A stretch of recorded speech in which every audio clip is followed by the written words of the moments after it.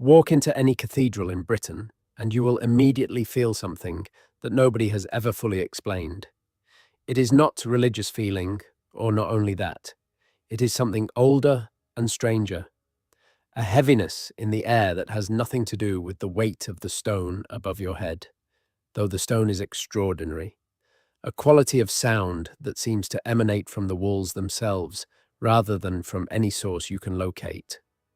A sense that the space you are standing in was designed with intentions that go considerably beyond providing a room for people to sit and listen to a sermon. The building is telling you something. Most visitors feel it without being able to name it. They take photographs, they read the placards, they look at the windows. They leave with the persistent sense that they have been in the presence of something they have not quite understood. They are right. They have not understood it.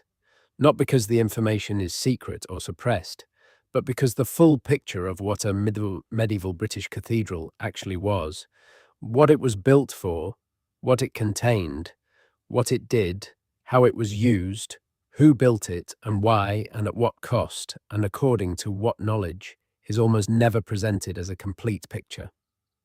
The pieces are scattered across different academic disciplines, different histories, different kinds of expertise.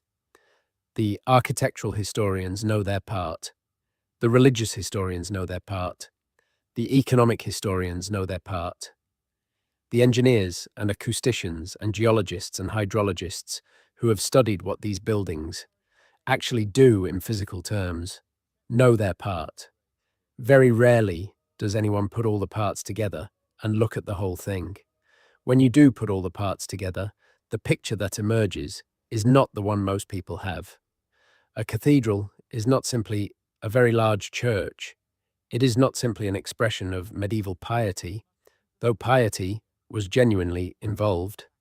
It is not simply a monument to the wealth and power of the church, though wealth and power were very much involved. It is something more complex than any of those descriptions and more impressive. It is a multi-purpose civic infrastructure system. It is an economic engine. It is a political instrument of extraordinary sophistication.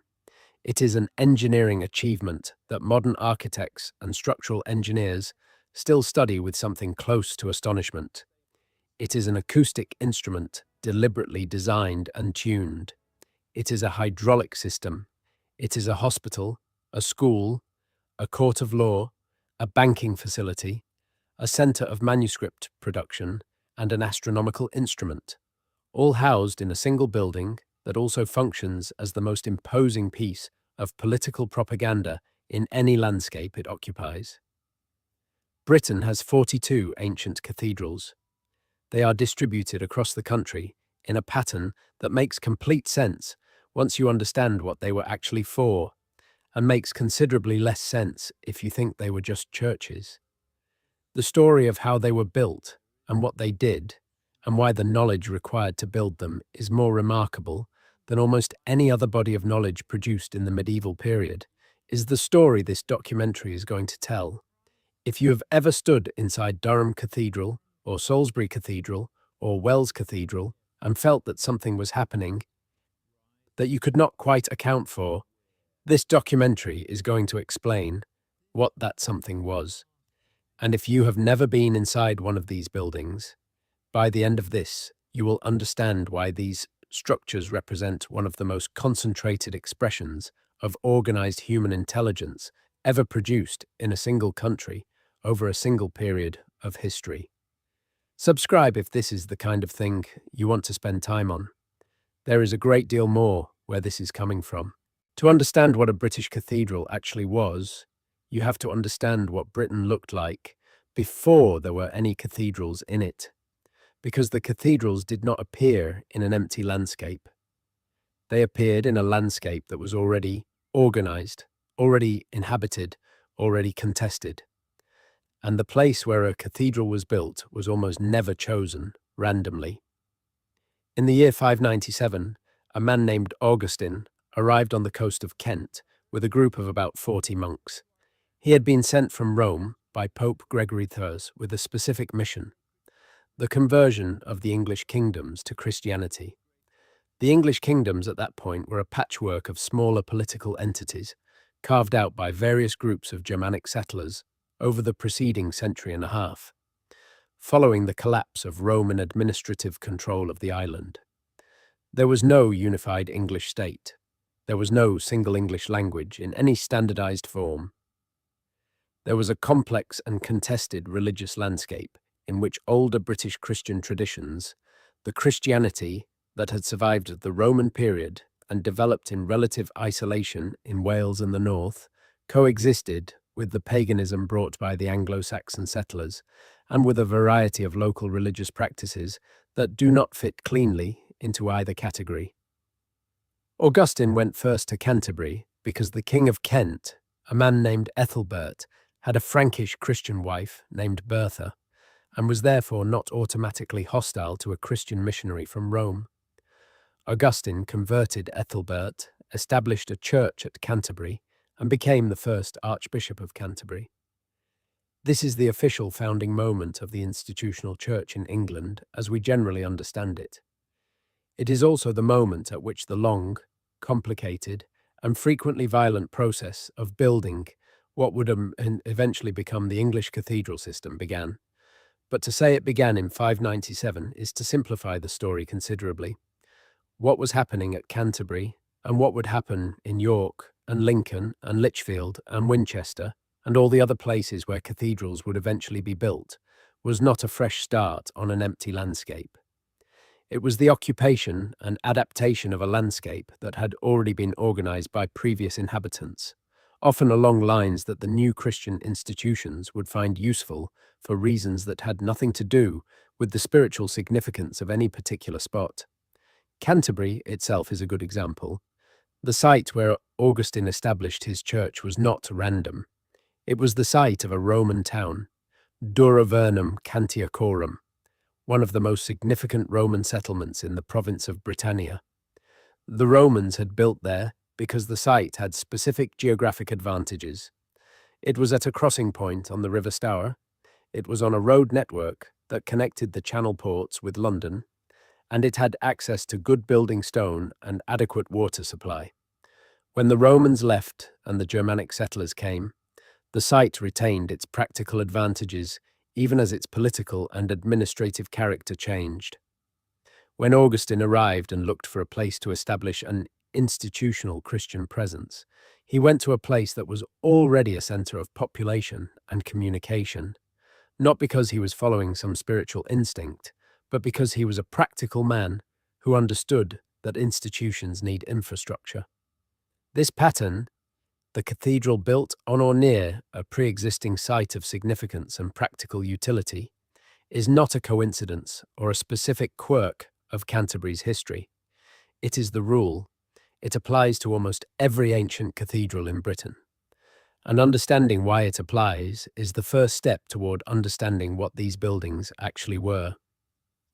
The Roman network that Augustine was partly following when he chose Canterbury was still, in the late 6th century, more legible on the landscape than it is now.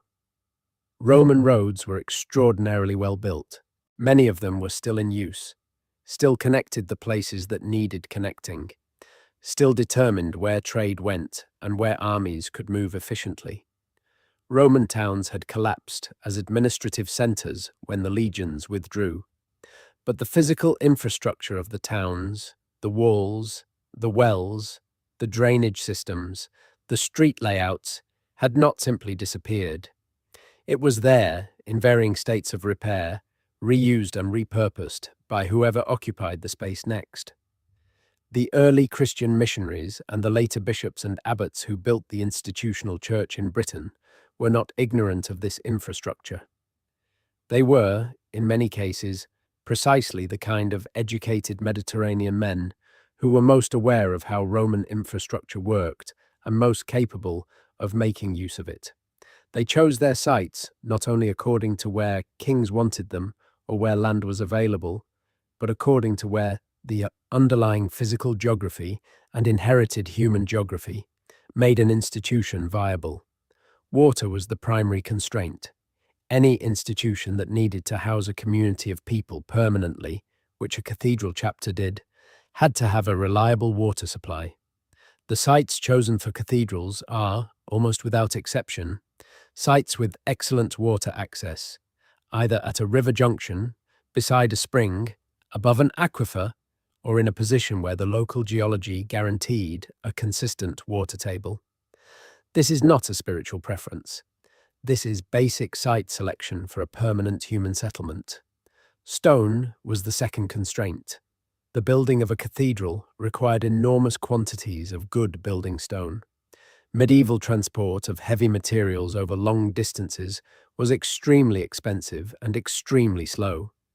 The cathedral chapters that organized these construction projects were sophisticated economic actors who understood perfectly well the relationship between building costs and stone supply.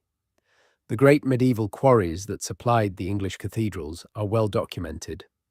Barnock stone from Northamptonshire for Ely and Peterborough, Purbeck marble from Dorset for dozens of projects across southern England, Caen limestone from Normandy, brought across the Channel at significant cost, but valued for its quality and workability. For projects where the patrons could afford it, cathedral sites were almost always chosen with an eye on stone access, which meant they were located in proximity to good quarry sources or to navigable water that could carry stone from more distant sources. The third constraint was position within existing communication networks. A cathedral needed to draw people to it: pilgrims, merchants, litigants, students, supplicants of various kinds. It needed to be reachable. This meant it needed to be on, or close to, roads and rivers that people were already using for other purposes. The medieval landscape of Britain was not a blank space across which people could move freely. It was a landscape organized by the logic of drainage. You went where the valleys went. You crossed rivers where there were fords or bridges. You followed the ridges where the upland ways ran. The cathedral towns of Britain are, with very few exceptions, towns that were already important nodes in this landscape of movement before the cathedral was built. Durham is the canonical example of the site as argument. The cathedral there sits on a rocky peninsula, almost entirely surrounded by a dramatic loop of the River Wear, a position that is simultaneously one of the most defensible in northern England and one of the most visually imposing.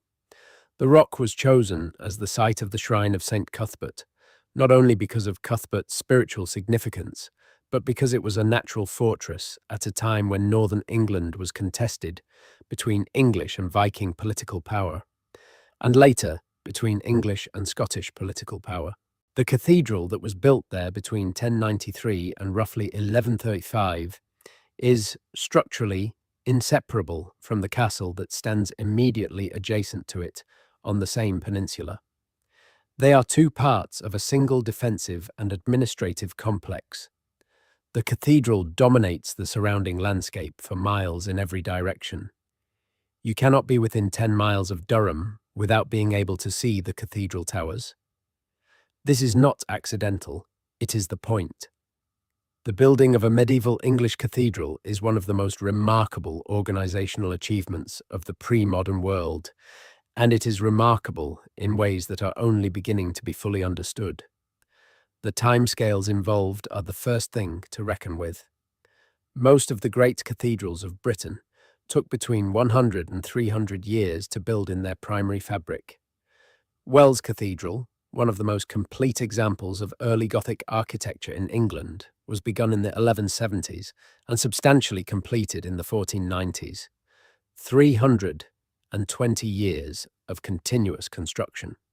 Salisbury Cathedral, which is often cited as the most architecturally unified of the major English cathedrals because it was built relatively quickly, was still the product of about 38 years of intense work, from 1220 to 1258, and then another century of additions and modifications. Winchester Cathedral has fabric dating from the late 11th century to the 15th.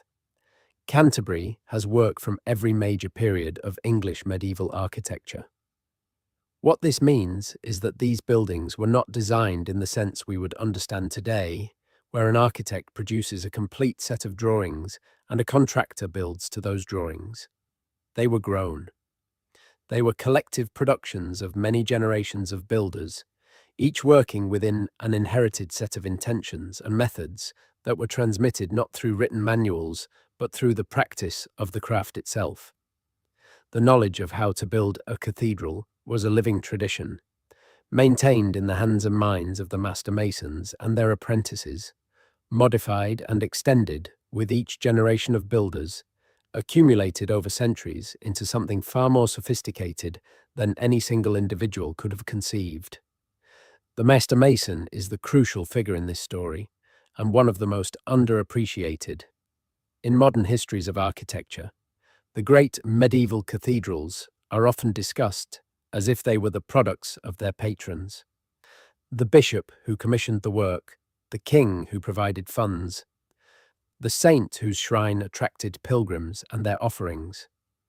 The master mason tends to get much less attention, and when he does get attention, it is usually as a craftsman rather than as a designer or engineer.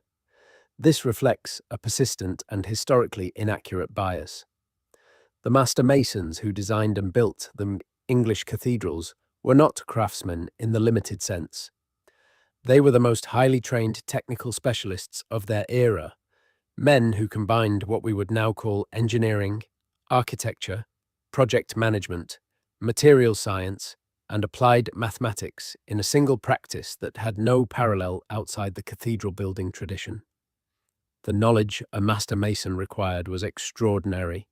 He needed to understand structural mechanics well enough to design a building that would stand for centuries under the enormous loads generated by stone vaulting and tower construction. He needed to understand how different types of stone behaved under compression and tension, how they weathered, how they could be cut and jointed. He needed to understand foundation engineering, how to assess the load-bearing capacity of different soils, and to design foundations adequate to the weight of the structure above. He needed to understand water management, how to drain a site, how to prevent water from entering the foundations, how to manage the drainage of rainwater from the roof and walls. He needed to understand the properties of lime mortar, how to mix it, how to cure it, how to use it in different conditions and different seasons. He needed to understand geometry, not arithmetic geometry, though he needed that too, but practical three-dimensional geometry, the geometry that told him how to lay out the ground plan of a building to the correct dimensions using only rope and stakes, how to design the curves of arches so that they would carry their loads without failing, how to set out the complex geometries of Gothic window tracery so that every stone fit precisely into its position without the use of any measuring instrument beyond a compass and a straight edge. He needed to understand how to manage a workforce.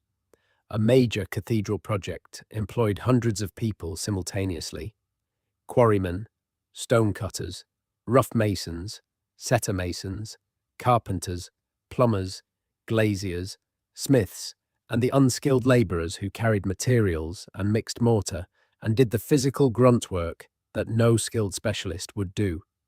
Coordinating this workforce, sequencing the work so that each trade had what it needed when it needed it, managing the supply chain of materials from multiple sources, preventing the conflicts and accidents that were inevitable on a large construction site. All of this was the master mason's responsibility. He was, in short, the chief engineer of the most complex construction project his society undertook. And the knowledge that made him capable of doing this was not written in books. It was passed down through a tradition of practice, from master to apprentice, refined and extended over the centuries of the cathedral building era. The structural achievements of the English cathedral builders deserve attention that goes beyond the aesthetic admiration they usually receive. These are not just beautiful buildings. They are solutions to engineering problems that push the limits of what was physically possible with the materials available, and some of the solutions are genuinely astonishing. The problem at the heart of Gothic cathedral design is how to build a very tall stone building with very large windows. These two requirements are in direct conflict, because what makes a masonry building structurally stable is the weight and mass of its walls, and large windows remove that mass.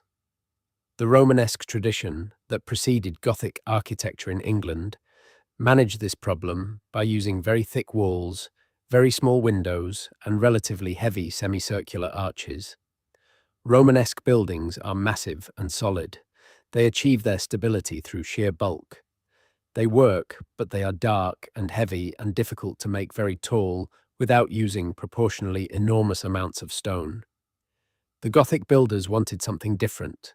They wanted height, light, and a structural elegance that expressed in physical form a particular theological idea, that the building should seem to reach upward toward the divine, should seem almost to float rather than to press down upon the earth, should admit light in quantities that made the interior luminous and transformed.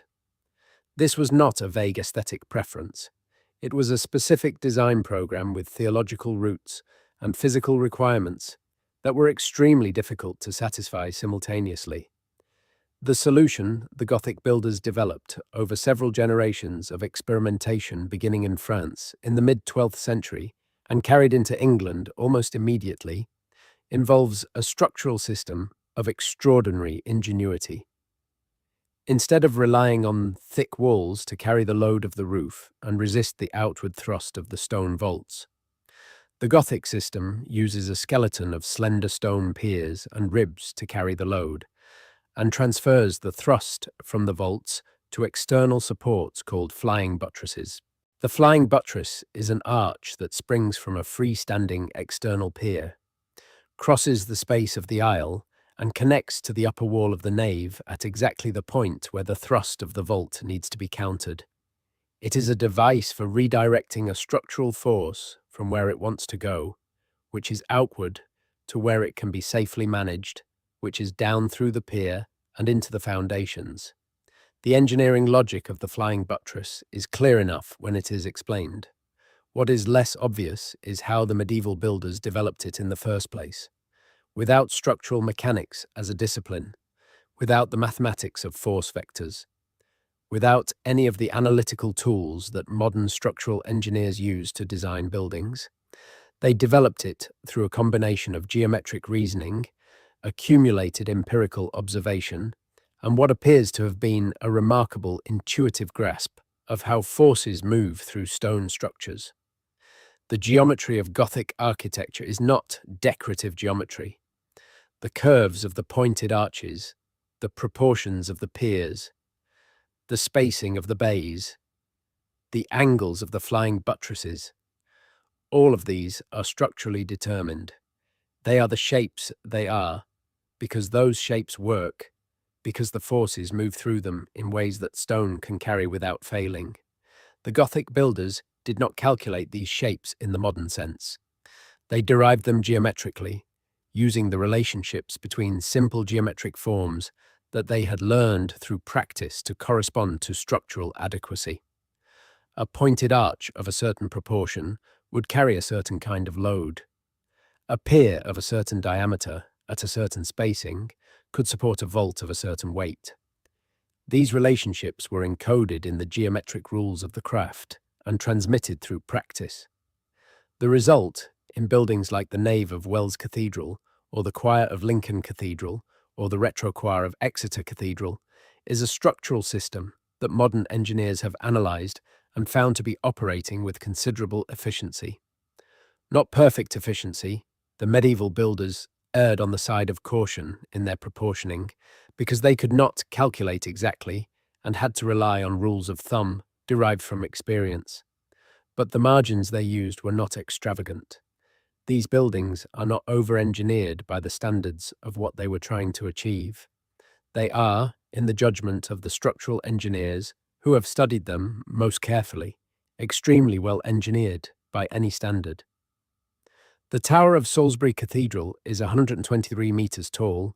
It is the tallest medieval spire in Britain and was, at various points during the medieval period, the tallest man-made structure in the world. It weighs an estimated 6,400 tons.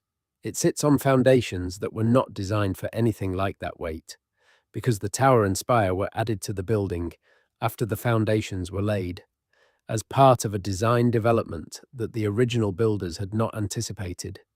The foundations, as a result, are not adequate to the load by modern engineering standards. The tower should, in theory, have collapsed. It has not collapsed. It stands today as it has stood for 600 years, slightly tilted, cracked in places, held together by a combination of iron ties installed in various periods of remedial work and by the inherent structural qualities of the Gothic system that distribute the load in ways that compensate partially for the inadequate foundations. The engineers who have studied Salisbury most carefully describe it as a building that is currently stable but has been close to failure several times in its history, and that represents an extraordinary piece of luck as much as an extraordinary piece of engineering.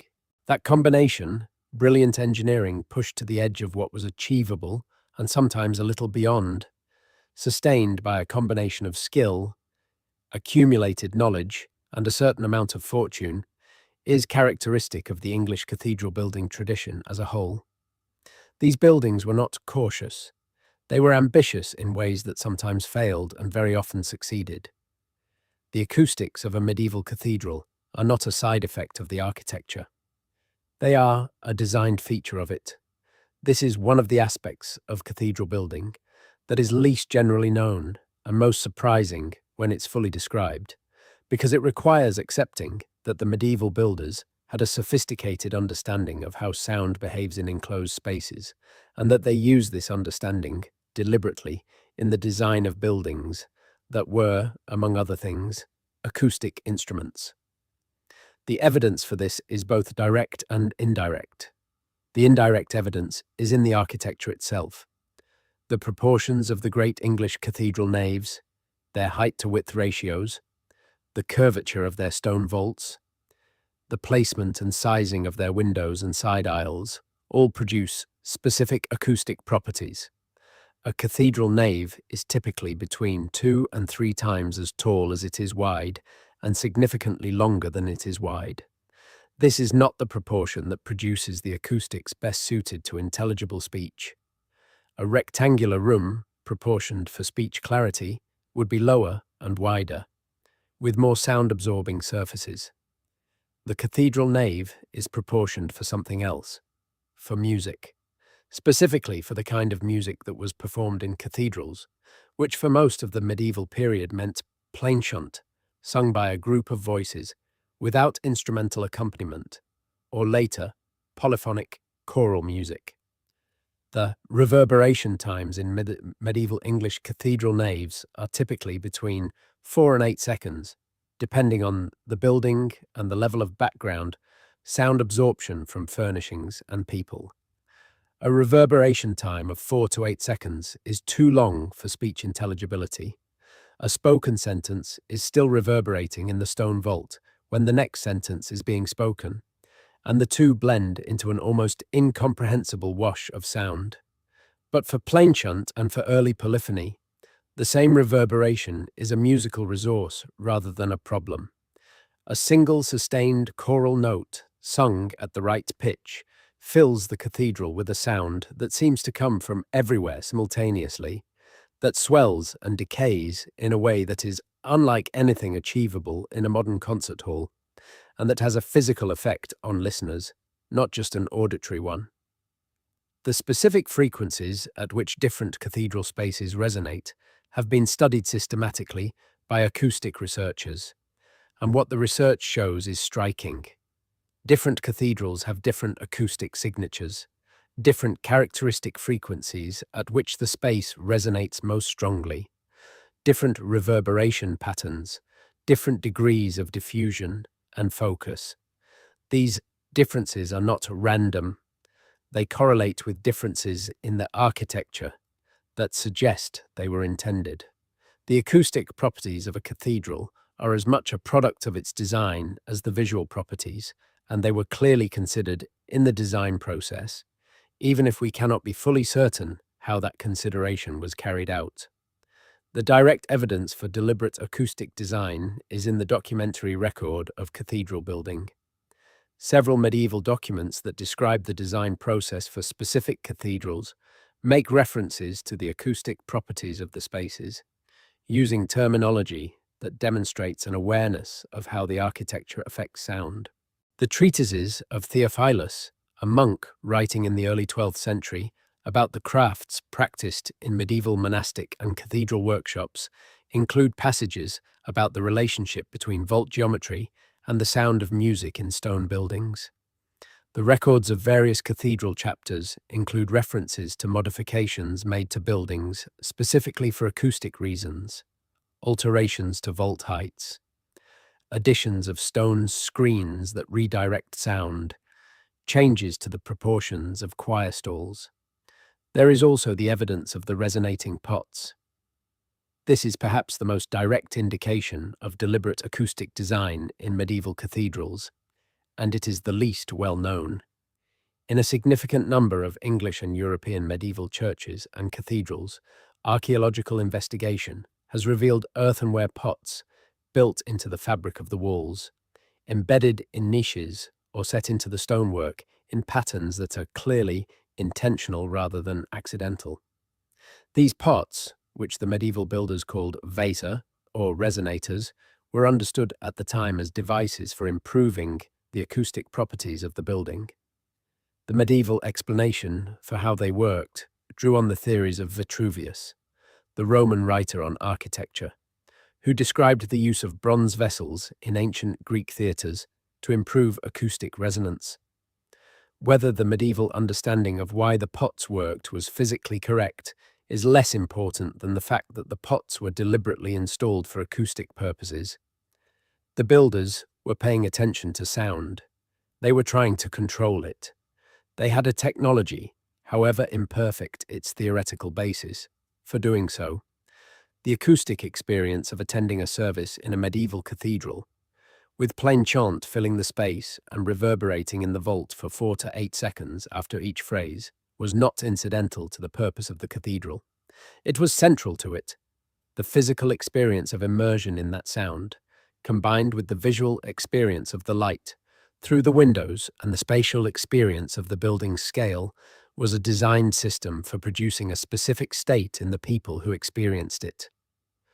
Whether you call that a state religious feeling or aesthetic experience, or simply the neurological response to certain kinds of sensory input, is a matter of vocabulary rather than substance.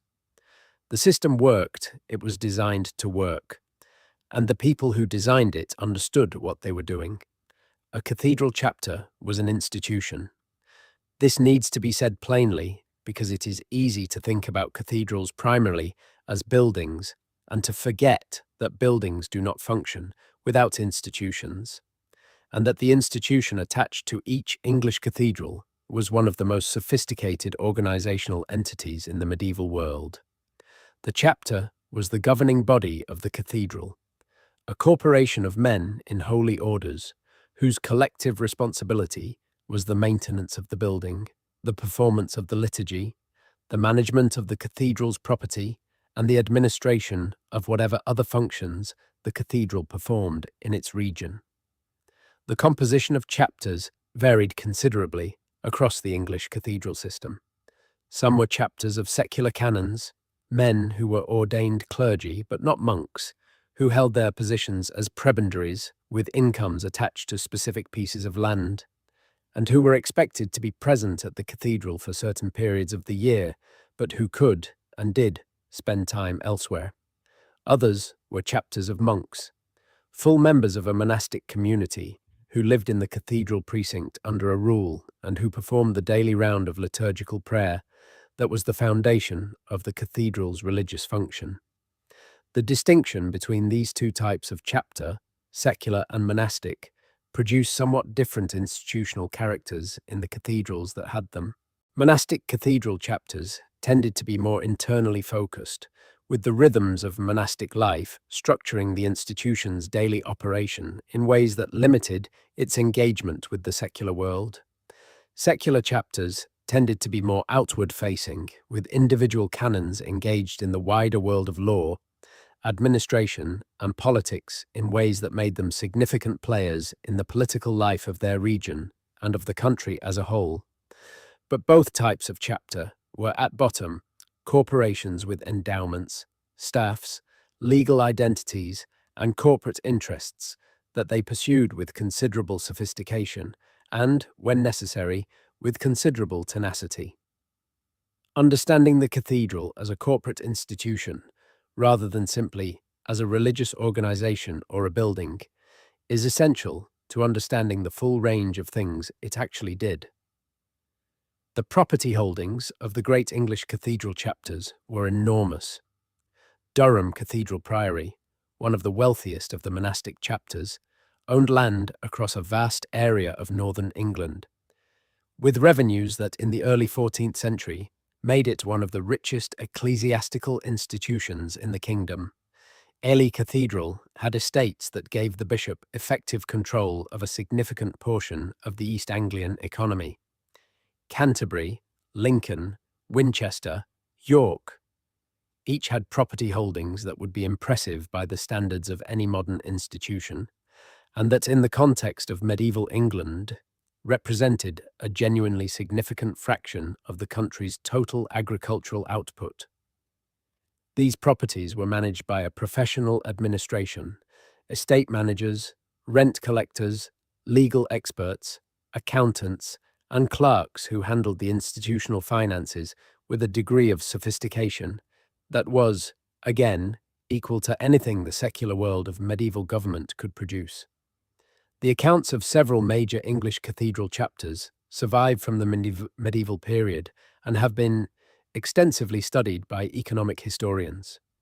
What these accounts show is not pious improvisation, but systematic, professional, institutional management, with proper record keeping, internal accounting procedures, regular audits, and a clear understanding of cash flow, expenditure management, and long-term financial planning. The cathedral chapter was, in economic terms, one of the most important actors in its region. Its demand for labor and materials drove local economies. Its management of agricultural land shaped farming practices across wide areas.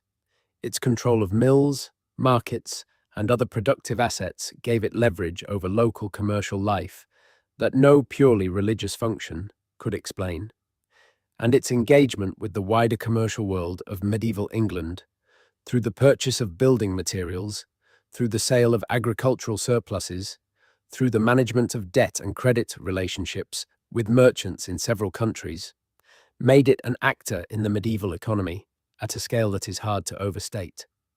The pilgrimage economy of the English cathedrals was one of the most significant commercial systems of the medieval period, and it is one that has no real parallel in anything the modern world produces. Understanding it requires setting aside several assumptions that modern people tend to bring to the subject. The first assumption to set aside is that pilgrimage was primarily a spiritual phenomenon with economic consequences that were incidental, a side effect of genuinely religious motivations. This is not quite right. The economic and the spiritual were not separable in the way this framing suggests. The cathedral chapter that organized and promoted a pilgrimage cult was genuinely interested in the spiritual welfare of the pilgrims who came. It was also genuinely interested in the revenues that pilgrimage generated. These two interests were not in conflict. They were mutually reinforcing. A more spiritually impressive shrine, with better relics, better liturgical presentation, better miracle records, attracted more pilgrims and therefore generated more revenue. The incentive structure pointed in the direction of genuine religious investment, not just commercial calculation. The shrine of St. Thomas Becket at Canterbury was the most important pilgrimage destination in medieval England.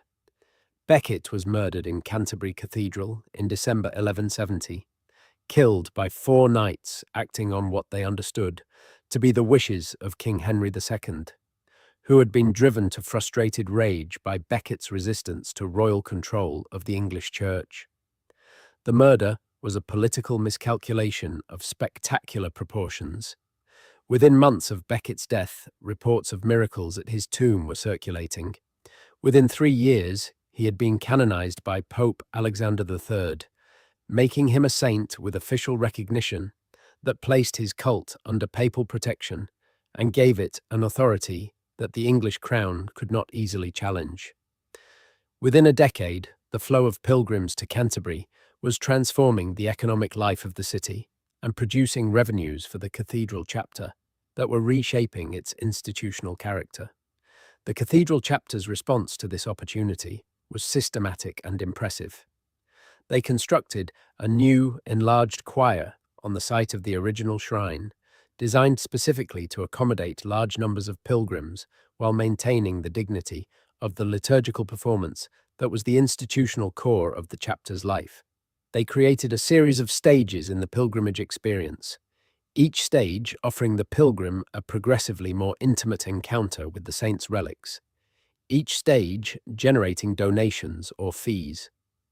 They managed the record-keeping of miracles with considerable care, maintaining a documented record of cures and other supernatural events attributed to Becket's intercession that served both as theological testimony and as a marketing resource. They organized the physical movement of pilgrims through the cathedral in a way that prevented the chaos that large crowds in a confined stone space could produce while maximizing the number of visitors who could be processed efficiently. The revenues were extraordinary. In the best years of the Canterbury pilgrimage, in the late 13th and early 14th centuries, the income from pilgrims to Becket's shrine represented a significant portion of the cathedral chapter's total annual revenue, sufficient to fund major building projects, to support a substantial administrative staff, and to maintain the liturgical performance at a level of elaboration that required large numbers of paid singers and musicians. The physical shrine itself, the gold and jewel-encrusted structure that covered Becket's tomb, was one of the most valuable single objects in England. When Henry VIII ordered the dissolution of the monasteries and the destruction of the shrines in the 1530s and 1540s, the gold, silver, and precious stones removed from Becket's shrine filled 26 carts. Canterbury was the most spectacular example, but it was not unusual in kind. Walsingham in Norfolk, which was not a cathedral, but an important shrine church, generated revenues that supported a substantial community and attracted pilgrims from across northern Europe. The shrine of St. Cuthbert at Durham was the most important in northern England. The shrine of St. Swithin at Winchester attracted pilgrims from the south. The shrine of St. Hugh at Lincoln, the shrine of St. Etheldreda at Ely, the shrine of St. Richard at Chichester. Across England, the cathedral and major church shrines formed a network of sacred destinations that was simultaneously a spiritual landscape and an economic system. The infrastructure that this economy required was itself substantial. Pilgrims needed roads and bridges to travel on. They needed inns to sleep in, food to eat, horses to ride. They needed souvenirs, small lead badges and ampullae and other devotional objects that were sold at the shrines and carried home as evidence of the pilgrimage completed. The manufacture and sale of pilgrimage souvenirs was a significant industry at every major shrine. The lead pilgrimage badges recovered by archaeologists from the medieval deposits of the Thames and other English rivers number in the thousands, and they represent only the fraction that survived in conditions favourable to preservation. The total number produced and sold over the centuries of active pilgrimage must have been in the millions. The road from London to Canterbury, which Chaucer's pilgrims travel in the Canterbury Tales, was one of the most heavily used roads in medieval England. The inns along it were among the most commercially active in the country. The city of Canterbury itself was, in the peak centuries of pilgrimage, a city whose economy was substantially organized around the management of the pilgrim traffic.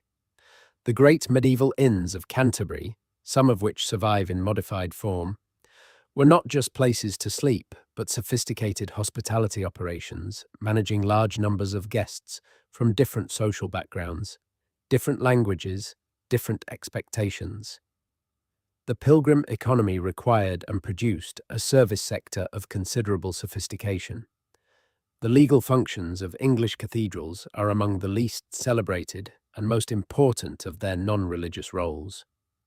To a degree that has no equivalent in modern institutional life, the medieval cathedral was a court, not metaphorically a court, not in some vague symbolic sense, but an actual court of law with jurisdiction over specific classes of cases, with powers of enforcement, with records, with procedures, and with the capacity to affect the lives of ordinary people in ways that were as consequential as anything a secular court could do.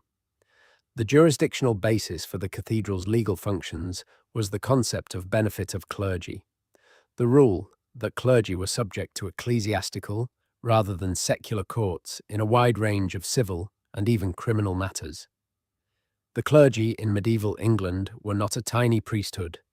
They were a substantial fraction of the literate population, including not just ordained priests and monks, but a wide range of men who had taken minor orders. Some of them only because minor orders gave them access to the benefits, including legal benefits, of clerical status. The ecclesiastical courts that served this population were one of the busiest branches of the medieval English legal system. Cathedral chapters were the administrative centres of the diocese in which they sat, and the bishop's court, the consistory court, operated from the cathedral or from the bishop's palace immediately adjacent to it. These courts handled matrimonial cases, which gave them jurisdiction over the validity of marriages and therefore over an inheritance and property rights in a wide range of family situations. They handled testamentary cases, which gave them jurisdiction over the probate of wills and therefore over the distribution of the property of the dead. They handled cases of defamation, usury, and a range of other matters that fell under the broad heading of ecclesiastical jurisdiction. The surviving records of the ecclesiastical courts of medieval England are among the richest documentary sources for the social history of the period. They describe the daily lives of ordinary people in ways that the records of secular courts often do not, because the cases they handled were so often about the intimate arrangements of life: who was married to whom and whether the marriage was valid, what a person had said about another person, and whether it constituted defamation, what a person had left when they died and to whom it should go. The cathedral chapter that maintained these records, that staffed the courts with legally trained clerics, that enforced the judgments through the ecclesiastical sanction of excommunication, was performing a public service that the secular state was, in many areas and for much of the period, unable or unwilling to provide. The cathedral also served as a venue for the taking of oaths. The oath was a serious legal instrument in the medieval world, invoking divine sanction for the commitments it contained and providing a form of enforcement that operated through the threat of eternal damnation as well as through secular consequences. Taking an oath in a cathedral, in the presence of relics, before the altar, was considered more binding than any secular contract.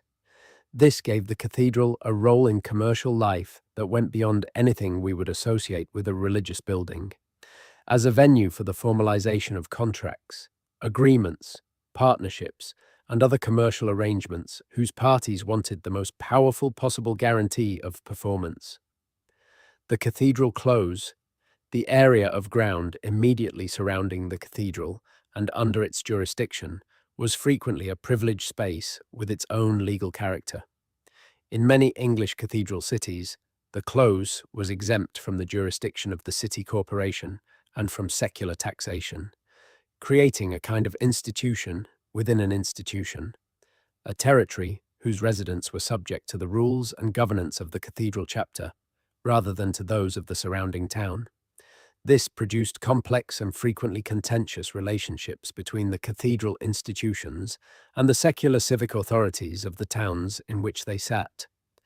The close was a place where people could take refuge from secular creditors or secular legal proceedings. It was a place where different rules applied. This exemption was not merely a legal technicality. It had real consequences for the people who lived or sought refuge within it, and it made the cathedral close a distinctive social space, unlike anything in the surrounding urban fabric. The education system of medieval England was almost entirely an ecclesiastical creation, and the cathedral stood at the centre of it. Every medieval English cathedral was required to maintain a school. This was not a voluntary arrangement or a charitable gesture. It was a legal obligation, specified in canon law and enforced by the ecclesiastical hierarchy. The cathedral school was supposed to provide education, primarily in grammar, which in the medieval sense meant Latin language and literature, to the clergy of the diocese and potentially to others. The quality and scope of these schools varied enormously, from the relatively modest grammar schools attached to smaller cathedrals to the substantial educational institutions that grew up around the major cathedrals and that eventually developed into the universities. The connection between the English cathedral system and the founding of the English universities is direct and important. Oxford and Cambridge both grew from communities of scholars that had connections to specific cathedral schools and cathedral institutions. The scholars who founded the earliest colleges at Oxford in the late 12th and early 13th centuries were mostly clergy with connections to the cathedral system. The curriculum they taught, the administrative forms they used, the physical buildings they eventually constructed, all drew on models that came from the cathedral and monastic institutions that had been educating the clergy for several centuries before the universities appeared. Canterbury and York, as the two metropolitical sees of the English Church, had the most important cathedral schools, but the schools at Lincoln, Wells, Hereford, and several others were also significant. The library at Hereford Cathedral contains a collection of medieval manuscripts that is one of the most important in England, including the famous Mappa Mundi, the large medieval world map that represents not a geographical document in the modern sense, but a theological and philosophical diagram of how the medieval educated mind conceived the organization of the world. The survival of this library is partly luck and partly the consequence of the institutional continuity that the cathedral provided. Unlike the monastic libraries, which were largely destroyed in the Henrician dissolution, the cathedral libraries were not dissolved, and many of them have maintained more or less continuous custody of their manuscript collections from the medieval period to the present. The books that cathedrals housed were not just collections of devotional literature. They were working libraries that contained the full range of knowledge that the medieval educated mind valued. Theology, obviously, but also law, medicine, philosophy, natural science in its medieval forms, including what we would now call astronomy and mathematics, history, and the classical Latin literature that formed the foundation of medieval education. The library of Salisbury Cathedral in the 12th and 13th centuries contained works of Aristotle, Cicero, Virgil, and a range of other classical authors, alongside the standard theological and liturgical texts. The library of Lincoln Cathedral in the same period was one of the largest in England. These were not decorative collections. They were used, studied, copied, and engaged with as the working materials of an educational enterprise. The scriptoria attached to medieval English cathedral chapters were significant centres of manuscript production. In the period before printing, the multiplication of books required the labour of scribes who could copy texts accurately, and the cathedral scriptorium was one of the primary places where this work was done. The scriptorium at Canterbury produced manuscripts of the highest quality for several centuries. The scriptorium at Winchester, particularly in the period of Bishop Ethelwald's reforming influence in the late 10th century, developed a distinctive and extraordinarily accomplished style of manuscript illumination, the Winchester School of Illumination, that is among the greatest achievements of English medieval art. The books produced in these scriptoria were not just documents. They were objects of great artistic and intellectual ambition, and they represent the cathedral's function as a center of cultural production that went far beyond the religious. The hydraulic engineering of the English cathedrals is a subject that repays very close attention, because it reveals a level of technical sophistication that tends to be overlooked in the usual accounts of what these buildings were and how they functioned. Every major English cathedral was effectively a small city in terms of the density of its population and the complexity of its physical operations.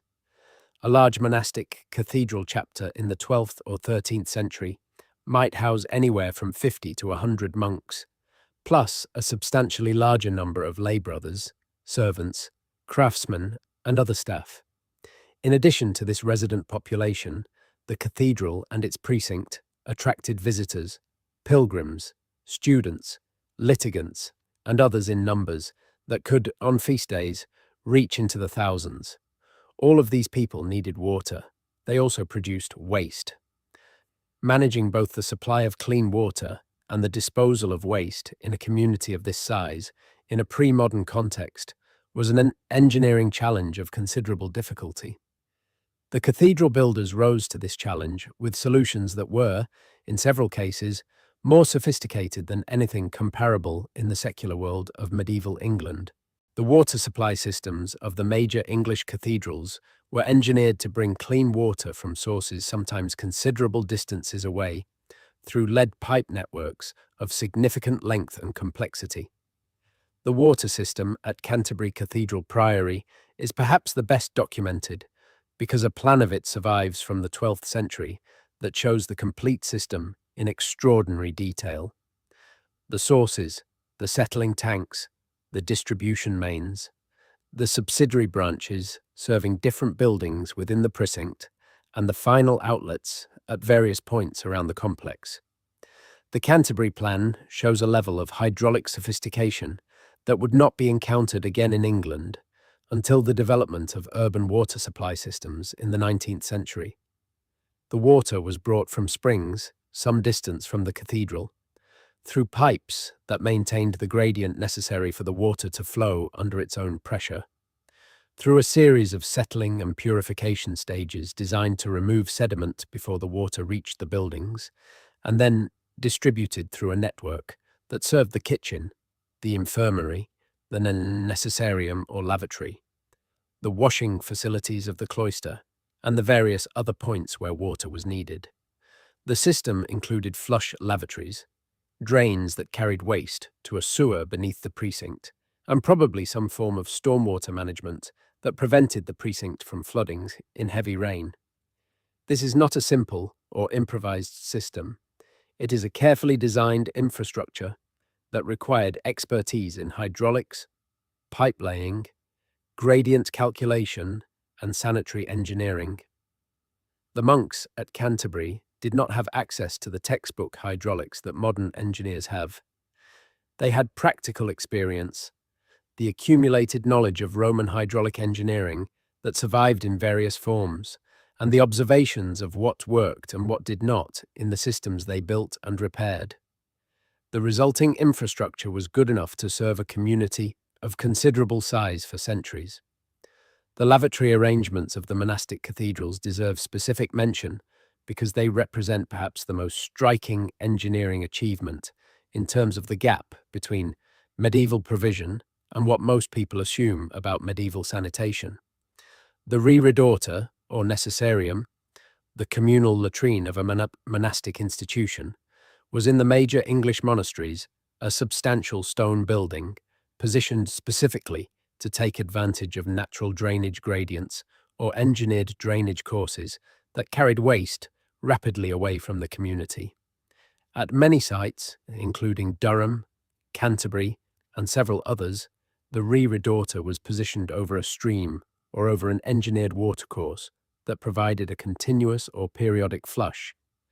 The plumbing of these facilities, the seats, the drainage channels, the water supply where it was piped rather than relying on the watercourse alone, was carefully designed and carefully maintained. The infirmary, the place where sick monks were cared for, was in most major monastic cathedrals a substantial building in its own right, with its own hall, its own chapel, its own facilities. The care of the sick in a monastic community was governed by the rule of Saint Benedict and by the tradition of monastic medicine that had developed over the preceding centuries. This tradition included real medical knowledge, preserved and extended from classical sources, through the study of texts including the works of Galen and Hippocrates and the Arabic medical writers who had been translated into Latin in the 12th century. The monastic infirmary was not a sophisticated hospital by modern standards, but it was the most systematic provision for medical care available in medieval England outside the few purpose-built hospitals in the larger towns, and in several cases the cathedral institution maintained the town hospital as well as its own internal infirmary. The astronomical functions of English cathedrals are less well understood than their structural or economic functions, but the evidence for them is real and the implications are significant. The orientation of a medieval cathedral was not random. The standard convention was to orient the building along an east-west axis, with the high altar at the east end, so that the first light of the morning sun would fall on the altar and the congregation, when they gathered for the principal morning service, would face the rising sun. This was a theological convention with roots in very early Christian practice, which itself had roots in pre-Christian solar orientation traditions. But the east-west axis of a cathedral is not an abstract direction. It is a specific direction determined by the actual position of the sun on a particular day, and in a number of English cathedrals there is evidence that the orientation was calculated with considerable precision for a specific date. The most carefully studied case is Salisbury Cathedral. Research carried out in the late 20th century by astronomers working with architectural historians established that the axis of Salisbury Cathedral is oriented so that on the morning of the feast day of the cathedral's dedication, the 29th of September, which is the feast of St. Michael, the sun rises precisely along the axis of the building and casts a shaft of light directly down the length of the nave. This is not a coincidence that could be achieved by pointing the building approximately east. It requires knowing the precise azimuth of the sun on a specific date, which requires either sophisticated astronomical observation or access to astronomical tables of considerable accuracy. The master masons who laid out Salisbury Cathedral had access to both. The late 12th and early 13th centuries saw a significant flowering of astronomical and mathematical knowledge in medieval England, driven partly by the translation of Arabic astronomical texts into Latin and partly by the practical requirements of the ecclesiastical calendar. The calculation of the date of Easter, which depends on the position of the moon relative to the spring equinox, was one of the most important and most technically demanding calculations that the medieval church required. The clerics who managed this calculation, the computists, had sophisticated astronomical knowledge. Some of this knowledge was clearly available to the builders of Salisbury and used in the laying out of the building. But Salisbury is not unique. Research on the orientations of other English cathedrals has found similar precision in a number of cases, orientations calculated for specific saints' days that correspond to the dedication of the building or to an important event in the history of the institution. The orientation of a cathedral is, in this reading, not merely a conventional arrangement, but a calculated inscription of astronomical information into the physical fabric of the building. The building is a calendar, permanently recording the position of the sun on a specific date by the direction in which it is aimed. The stained glass windows of the English cathedrals also had functions that went beyond the purely decorative or didactic. Light through stained glass is coloured light, and coloured light falling on stone surfaces produces effects that are not simply aesthetic. The specific arrangement of colours in a window, which colours are placed where, in what proportions, determines the character of the light that falls into the interior at different times of day and different seasons of the year. In several English cathedrals, the arrangement of the great window glazing has been analysed and found to produce specific light effects at specific significant moments. The colours of the glass creating the particular qualities of illumination that the medieval theological programme associated with specific feasts or specific theological concepts. The north transept rose window at Lincoln Cathedral is a particularly studied example. The complex arrangement of its tracery and glazing produces different light patterns as the sun moves across the sky during the day, and at certain times of the year, the light through the window creates specific patterns on the interior stone that appear to be intentional rather than accidental. The geometry of the tracery, when analysed carefully, encodes astronomical information in the same way that the orientation of the building does. The building is participating in the tracking and recording of celestial events. This reading of cathedral architecture is not universally accepted by architectural historians. Some regard the astronomical interpretations as overreading the evidence, finding patterns that are the product of coincidence and post hoc analysis rather than original intention. This debate is ongoing. What is beyond dispute is that the medieval builders had both the astronomical knowledge to carry out the kind of calculations these interpretations require, and a theological framework in which doing so would have been entirely appropriate. The integration of celestial and terrestrial in the physical fabric of a building, dedicated to the relationship between heaven and earth, was not a stretch in the medieval intellectual program. It was, in many ways, exactly what the building was supposed to express.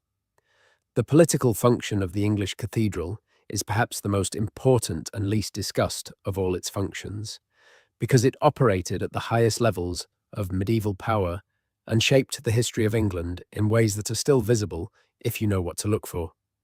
The bishop of a major English diocese was not only a religious leader, he was one of the most powerful men in medieval England.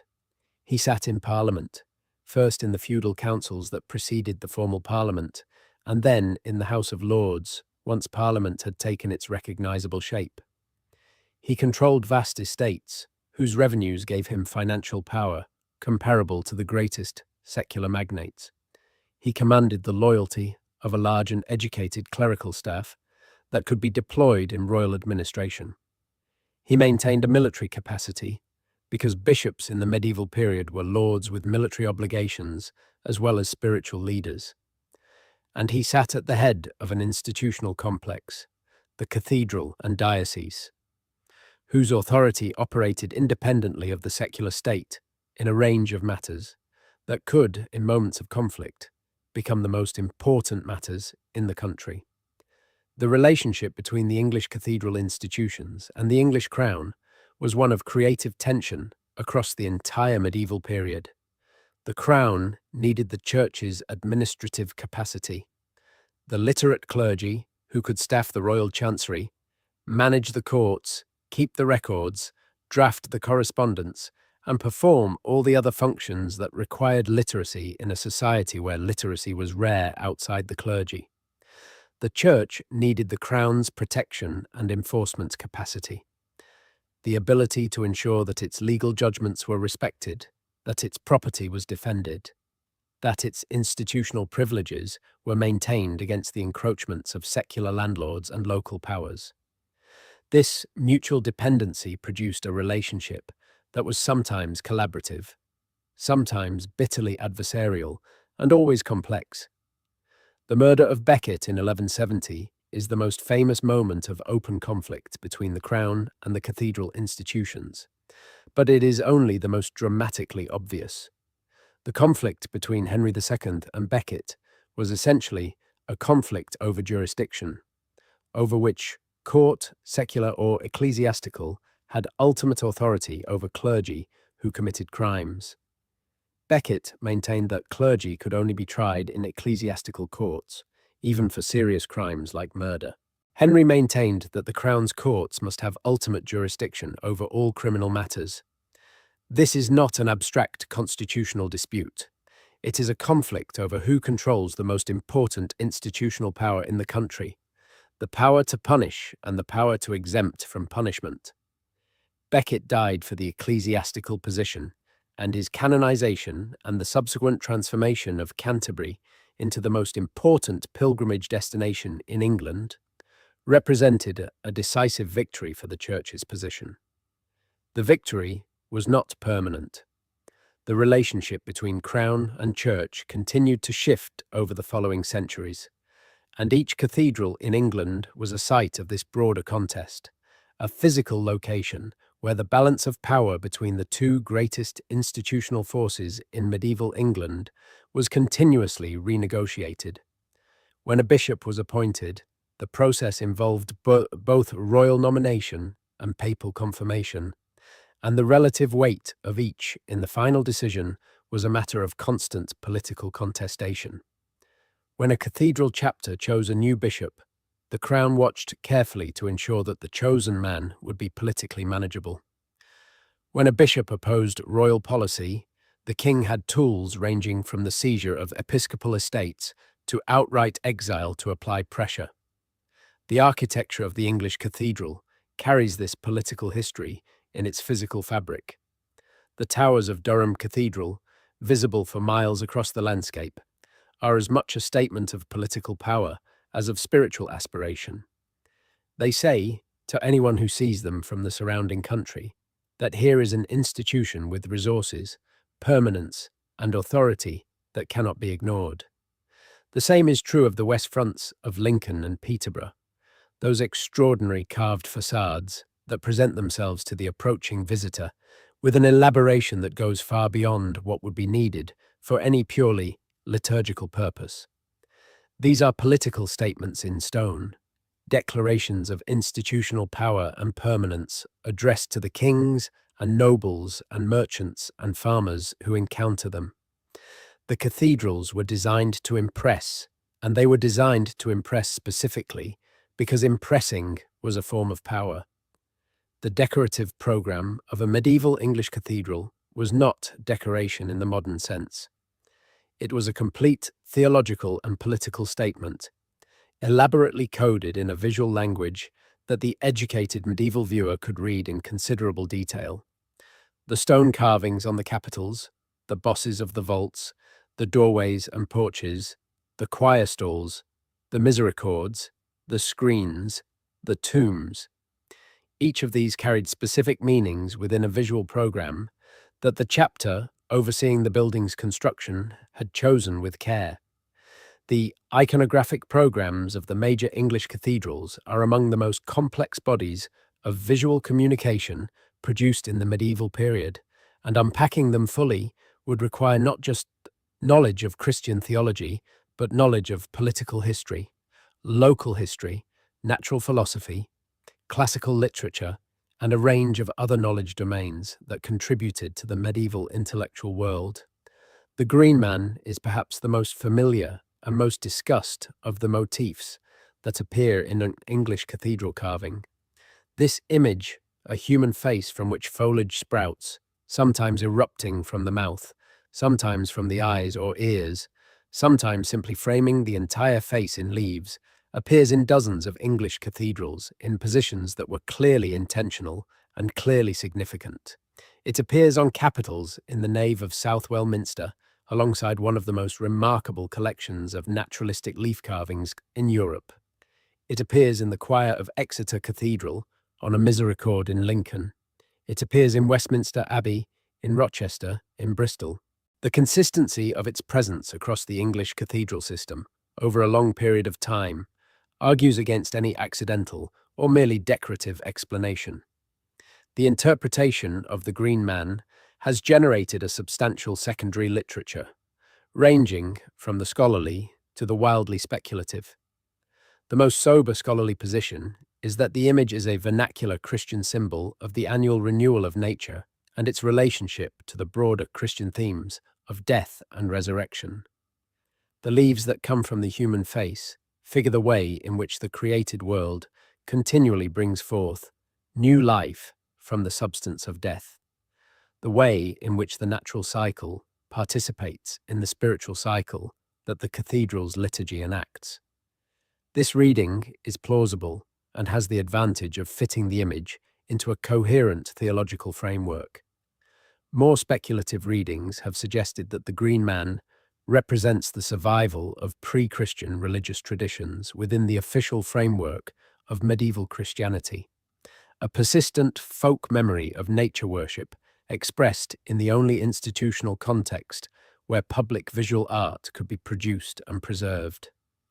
This reading has the disadvantage of being very difficult to evidence directly, but it has the advantage of taking seriously the fact that the image is not a standard part of any official Christian iconographic program, and that its meaning was not explained by the ecclesiastical writers who discussed cathedral iconography. What is not in doubt is that the cathedral chapters and master masons who placed green men in these buildings knew what they were doing, and that the people who saw and used these buildings had a context for the image that has partly been lost to the intervening centuries. The cathedrals were not full of random decoration. Every surface that received carving was carved with intention. The intention is sometimes legible to modern viewers with sufficient historical knowledge, and sometimes the context has been sufficiently obscured that the precise meaning cannot now be recovered. The tombs of the English cathedrals are another dimension of the political and social function that deserves careful attention. Burial inside a cathedral was an enormous privilege, restricted in practice to the wealthiest and most powerful members of medieval society. The arrangements for the location, form, and commemoration of cathedral burials were intensely significant in political and social terms. Because a tomb inside a cathedral was not simply a place of burial, it was a perpetual monument maintained by the institution for as long as the institution survived, inserted into the devotional life of the community in ways that provided ongoing prayers for the soul of the deceased, and visible to every visitor to the building as evidence of the deceased's status, piety, and relationship to the institution. The cathedral tombs of medieval England form a comprehensive record of the medieval aristocracy and hierarchy in a way that almost no other source does. The effigies, lying in their full three-dimensional representation on the tops of their chest tombs, dressed in the armor or vestments of their rank, their faces carved with what appears to be an attempt at individual likeness, their feet resting on heraldic animals, their hands folded in prayer, are among the most powerful artistic statements in English medieval culture. They are political statements, testifying to the power and status of the deceased. They are theological statements, expressing the hope of resurrection through the posture of prayer.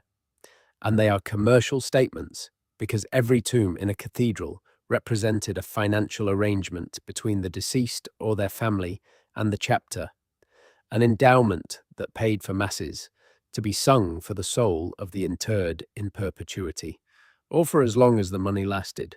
The chantry, the arrangement by which a wealthy patron endowed a priest or group of priests to sing masses for their soul after death, was one of the most important financial instruments of the medieval cathedral economy.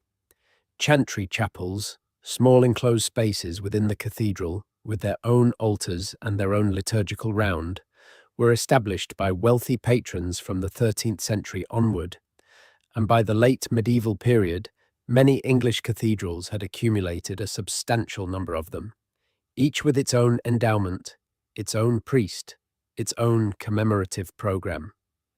The cathedral had become, among other things, a perpetual prayer machine for its wealthy donors, a service that those donors considered well worth the considerable sums they paid for it. The medieval English cathedral was also a bank. This is a statement that requires some unpacking because the medieval financial system did not use banks in the modern sense, but the function that banks perform, the safe custody of valuables and the facilitation of credit, was performed in the medieval period by ecclesiastical institutions in general and by cathedral chapters in particular. The cathedral treasury was physically secure in a way that almost nothing else in medieval England could match. The walls of a cathedral were extremely thick stone. The treasury was typically in a well-protected location within the building, often in the crypt or in a strongly built room adjacent to the choir. The institution that owned the cathedral had the legal standing and the spiritual authority to enforce its custody arrangements in ways that no purely secular actor could match, because anyone who robbed a cathedral was not just a thief, but a sacrilege, and the penalty for sacrilege included excommunication as well as whatever secular punishment might be imposed. This combination of physical security and institutional backing made the cathedral treasury one of the safest places in medieval England to keep valuable objects. Royal treasuries used cathedrals for this purpose. The crown jewels were kept at Westminster Abbey for extended periods of the medieval era. Individual noblemen and wealthy merchants deposited valuable objects with cathedral chapters for safekeeping. The chapters, in turn, used the financial resources at their disposal to engage in something that looked functionally like banking. They lent money to individuals and institutions. They accepted deposits. They managed the complex financial arrangements associated with their property holdings and their commercial activities in ways that required the basic functions of banking, even if they used different institutional forms. The Lombard merchants who brought Italian banking techniques to England in the 13th century found a financial landscape that was already partially sophisticated by the activities of the cathedral institutions. The great cathedral chapters were among the first English institutions to engage with the letter of credit, the financial instrument that allowed merchants to carry value across distances without transporting physical gold or silver.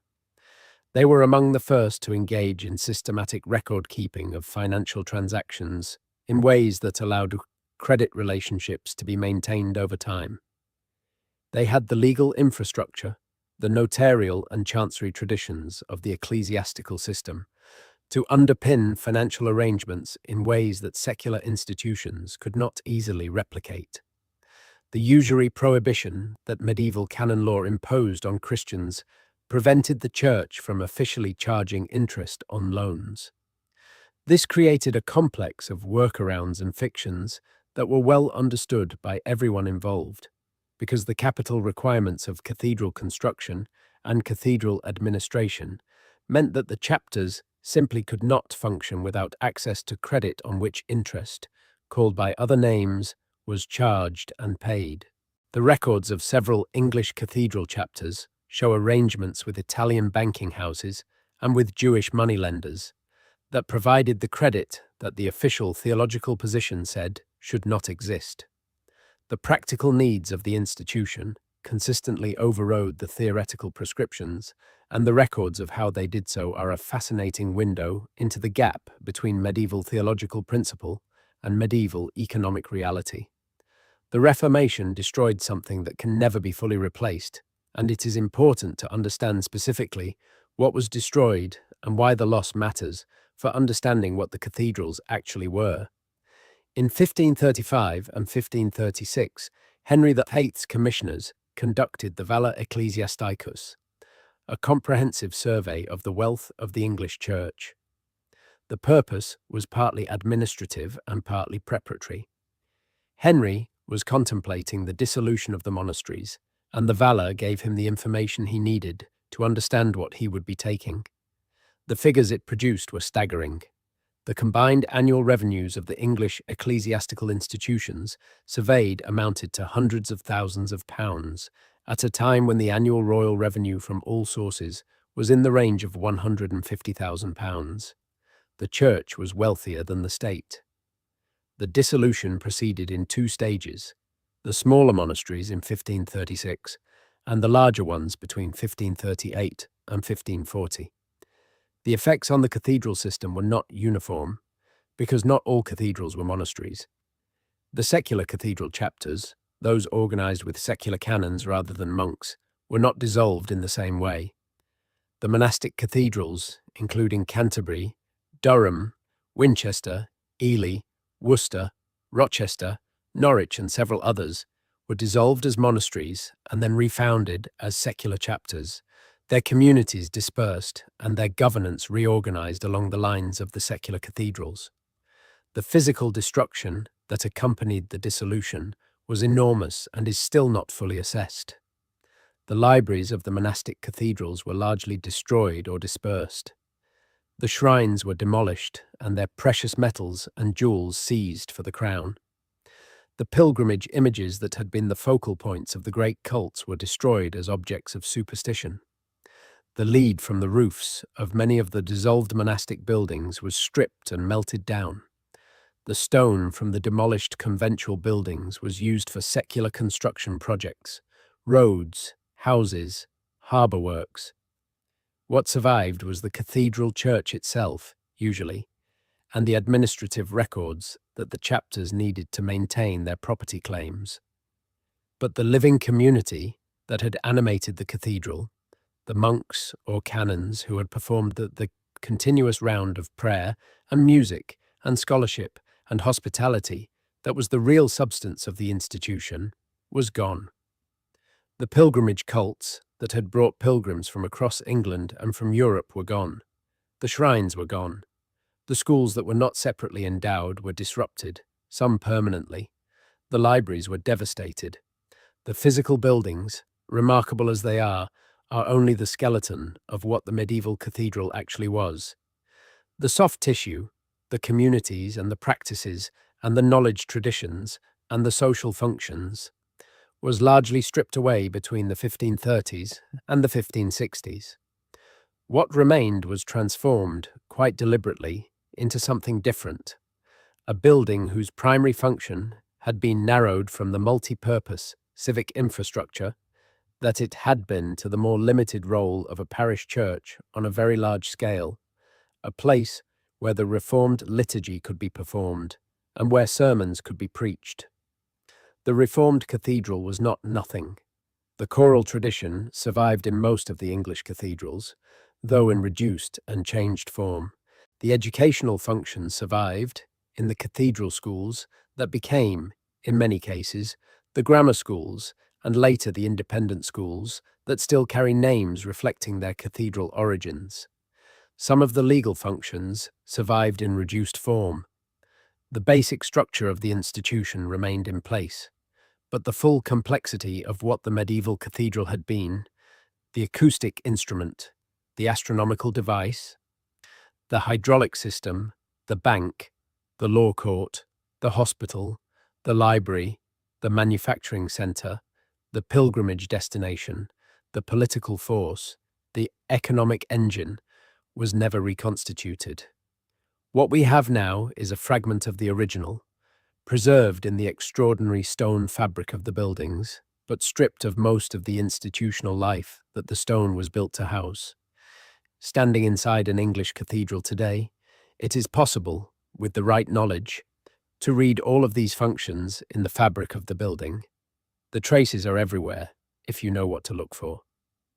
The pilgrim routes within the cathedral, the paths worn smooth by centuries of foot traffic in the stone floors, the positions of the shrines from which the shrine furniture has been removed, but whose placement in the building still reflects the managed flow of pilgrim traffic, the worn threshold of the entrance, and the polished stone of the choir screen. All of this is the physical residue of the pilgrimage economy. The acoustic spaces, the way sound behaves differently in different parts of the building, in the nave under the stone vault, in the wooden-roofed transepts, in the chapter house with its circular geometry and its peculiar resonance.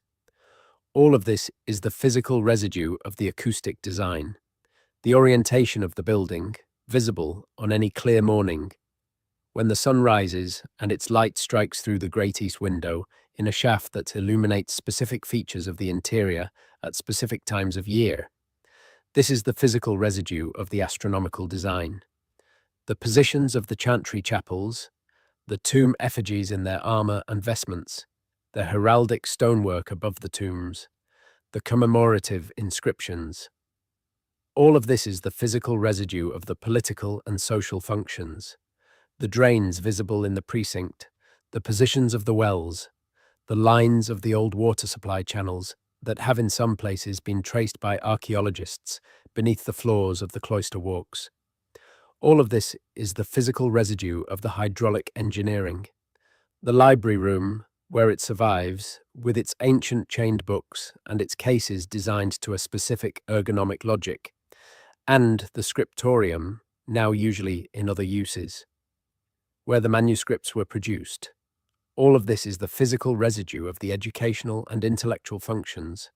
None of this is hidden. None of it requires special access or secret knowledge. It is all there, visible to anyone who goes to look at it with the right questions in mind. The buildings have been standing for 800 or 900 years. They have survived religious revolution and civil war and industrial pollution and tourist pressure and the erosion of the centuries. They are standing today because the communities that lived in them and around them valued them enough to maintain them through each successive challenge. What the buildings cannot do, on their own, is communicate the full complexity of what they were. That requires the historical knowledge that makes the physical evidence legible, and that knowledge, while it is not secret, is also not commonly presented to people in a way that gives them the complete picture. The complete picture is this. The great English cathedrals were among the most sophisticated multi-purpose infrastructure systems that any pre-modern society ever produced. They were built by people who possessed technical knowledge of extraordinary depth and diversity. They were organized by institutions of remarkable sophistication and durability. They performed functions that ranged from the spiritual to the commercial, to the legal, to the hydraulic, to the astronomical, often simultaneously, often within the same physical space. They shaped the economic, political, social, and cultural life of medieval England in ways that no other institution came close to matching. They were never simply churches. They were something far more advanced than that, and the stone in which that something is encoded is still standing, still available, still readable for anyone who takes the time to learn the language in which it is written.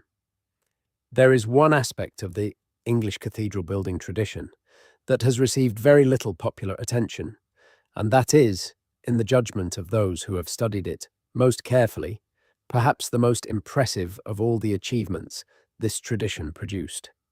It concerns the management of knowledge itself within the Master Mason tradition. How did the knowledge of how to build cathedrals get transmitted across the centuries? How did the Master Masons of the 13th century know what the Master Masons of the 12th century had learned?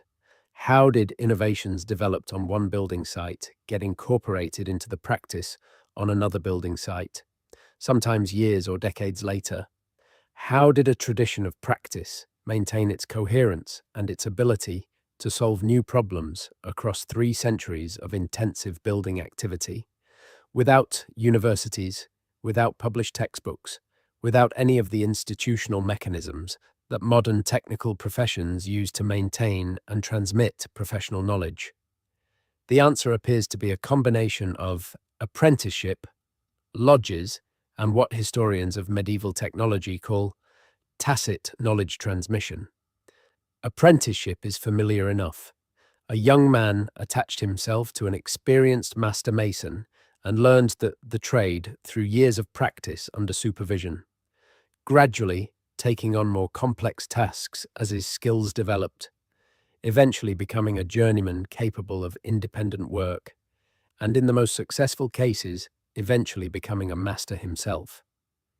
This model produced highly skilled individual craftsmen, but it does not fully explain how innovations spread across the building community, or how the tradition maintained its collective knowledge in a form that could survive the death of any individual master.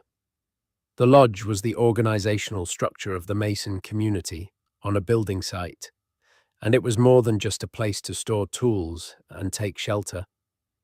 It was the social institution within which the Masons operated, and it had norms, rules, and practices that were maintained with some consistency across different building sites and different periods.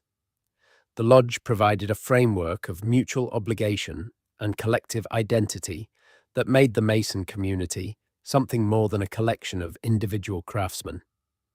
Members of the lodge owed each other specific obligations. They had specific practices of recognition and communication that identified them to each other and distinguished them from non-Masons.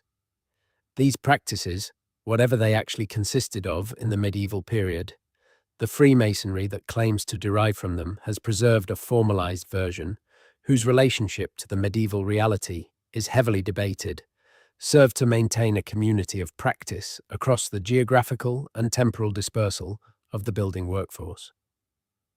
The Gothic cathedral buildings themselves were the textbook of this tradition. A master mason who wanted to learn how a specific structural problem had been solved could, in many cases, simply go and look at the building where it had been solved. The buildings were publicly accessible. They were the primary medium through which technical knowledge was communicated within the building community.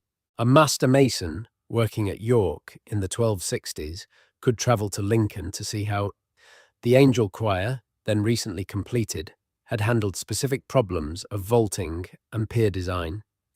He could travel to Westminster to see what the royal architects were doing with the latest French Gothic innovations. He could travel to Salisbury to see how the problems of the tall tower had been approached. The buildings were a distributed technical library, accessible to anyone with the skills to read them. This system of knowledge transmission produced something remarkable, a tradition of practice that was simultaneously conservative and innovative. Conservative in the sense that it maintained consistent standards of craft and structural understanding across many generations and many building sites. Innovative in the sense that it continuously developed new solutions to new problems, new structural forms, new decorative programs, new technical approaches, each building in dialogue with the buildings that had come before it, and adding something to the tradition that the buildings that came after could draw on. The innovation is visible in the architectural history of the English cathedrals. The Norman architecture of the late 11th and early 12th centuries, massive and regular and Roman in its inspiration, gives way to the early English Gothic of the late 12th and early 13th centuries, taller and lighter and more expressive in its use of the pointed arch and the ribbed vault. The early English develops into the decorated Gothic of the late 13th and early 14th centuries, extraordinarily inventive in its tracery and vault designs, pushing the geometric possibilities of Gothic architecture to their limits, and sometimes beyond. The decorated gives way to the perpendicular Gothic of the late 14th and 15th centuries, distinctively English in its use of large panels of vertical tracery and its fan vaulting, a form that appears to have been invented at Gloucester Cathedral in the 1350s and spread across the country over the following century. Each of these developments represents a genuine architectural innovation, a new approach to the problems of stone construction that was worked out by the building community through practice and experiment, and then transmitted through the tradition to subsequent buildings. The sequence of development is coherent and connected. Each stage builds on what came before, responds to problems that were identified in previous buildings, and opens possibilities that the next generation of builders would develop further. It is, in other words, a tradition of research and development, conducted in stone on an immense scale over 300 years. The question of what is left of all this, what the English cathedral means in a world that no longer needs it to perform most of the functions it was built to perform, is worth spending some time on before we close. The English cathedrals are still standing. This is not a trivial point. Buildings as large and as complex as a medieval cathedral are among the most expensive things to maintain that exist, and the communities associated with them have in most cases dramatically smaller resources than the cathedral chapters of the medieval period. The ongoing maintenance of these extraordinary structures is a genuine challenge, requiring constant attention, significant expertise, and very large amounts of money. The visitor numbers at English cathedrals are among the highest of any cultural sites in the country. Durham Cathedral receives over 600,000 visitors annually. Canterbury receives over 1 million.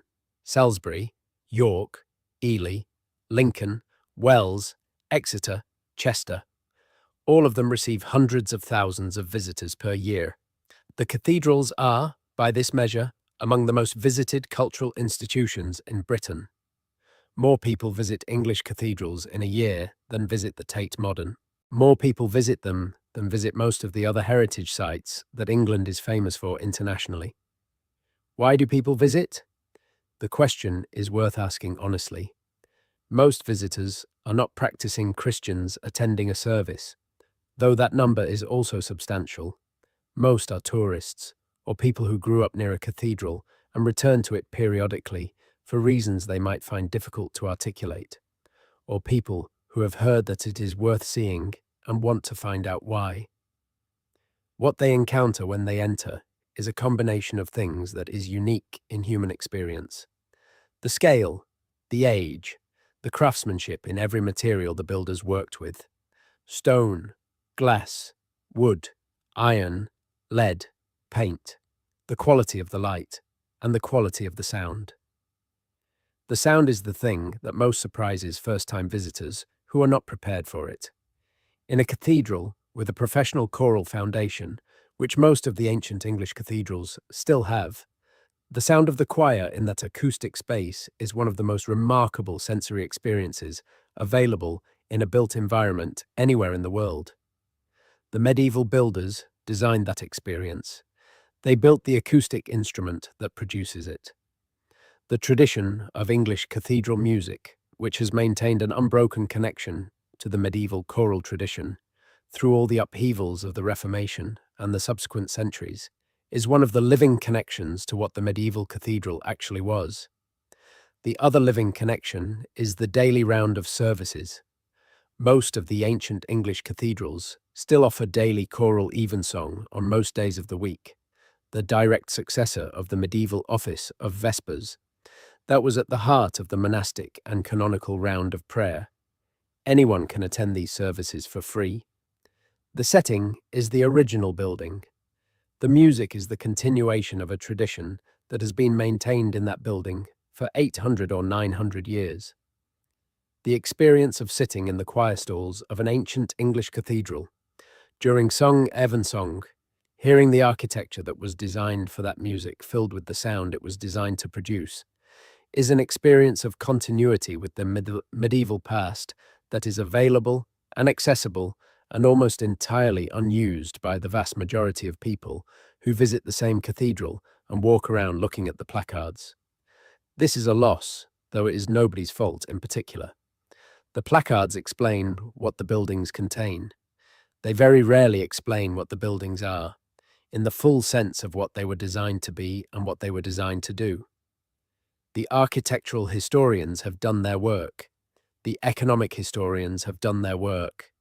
The acoustic researchers have done their work. The engineers have done their work. The synthesis that puts all of it together and presents the complete picture to the general visitor. The picture of the cathedral as multi-purpose advanced infrastructure system has not yet been fully made. This documentary is an attempt at a small piece of that synthesis. Not a complete one, because completing it would require a very long book, or several very long books, and even then would necessarily simplify what is genuinely extraordinarily complex. But enough of the picture to give a sense of the real scale of what was achieved in England between approximately 1070 and 1540 in the building and operating of a national system of multi-purpose civic infrastructure that had no parallel anywhere in the medieval world. 42 ancient cathedrals distributed across a country whose total population at the height of cathedral building activity in the 13th century was about 4 million people. One cathedral for every 100,000 people, each one representing several generations of the most skilled technical work that the society could produce.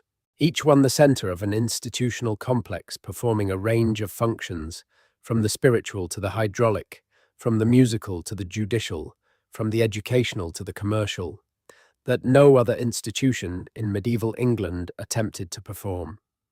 Each one still standing, still in use, still performing some of those functions, still readable as a physical text for those who know the language. That is what Britain's cathedrals are. Not simply churches. Something far more advanced than that. Something that the medieval world built over centuries with extraordinary skill, extraordinary organization, and extraordinary ambition, and that has survived into a world where the full complexity of what it was is only now beginning to be fully appreciated. The specific buildings deserve specific attention, because each of the 42 ancient English cathedrals has something unique to offer to the understanding of the tradition as a whole. A comprehensive survey would fill many volumes, but a selective tour through the features that best illustrate the full range of what the cathedral tradition achieved is possible, even in a documentary format. Durham Cathedral is the building that most architects and architectural historians, asked to name the single most impressive piece of medieval architecture in Britain, would choose. It is not the largest, not the most elaborately decorated, not the tallest. What it is the most structurally revolutionary. Built between 1093 and roughly 1135, Durham Cathedral contains the first true ribbed stone vaults over the nave of any major building in Europe. This is not a minor technical note. The ribbed vault is the structural innovation that makes Gothic architecture possible. Without it, the pointed arch and the flying buttress cannot be deployed to their full effect.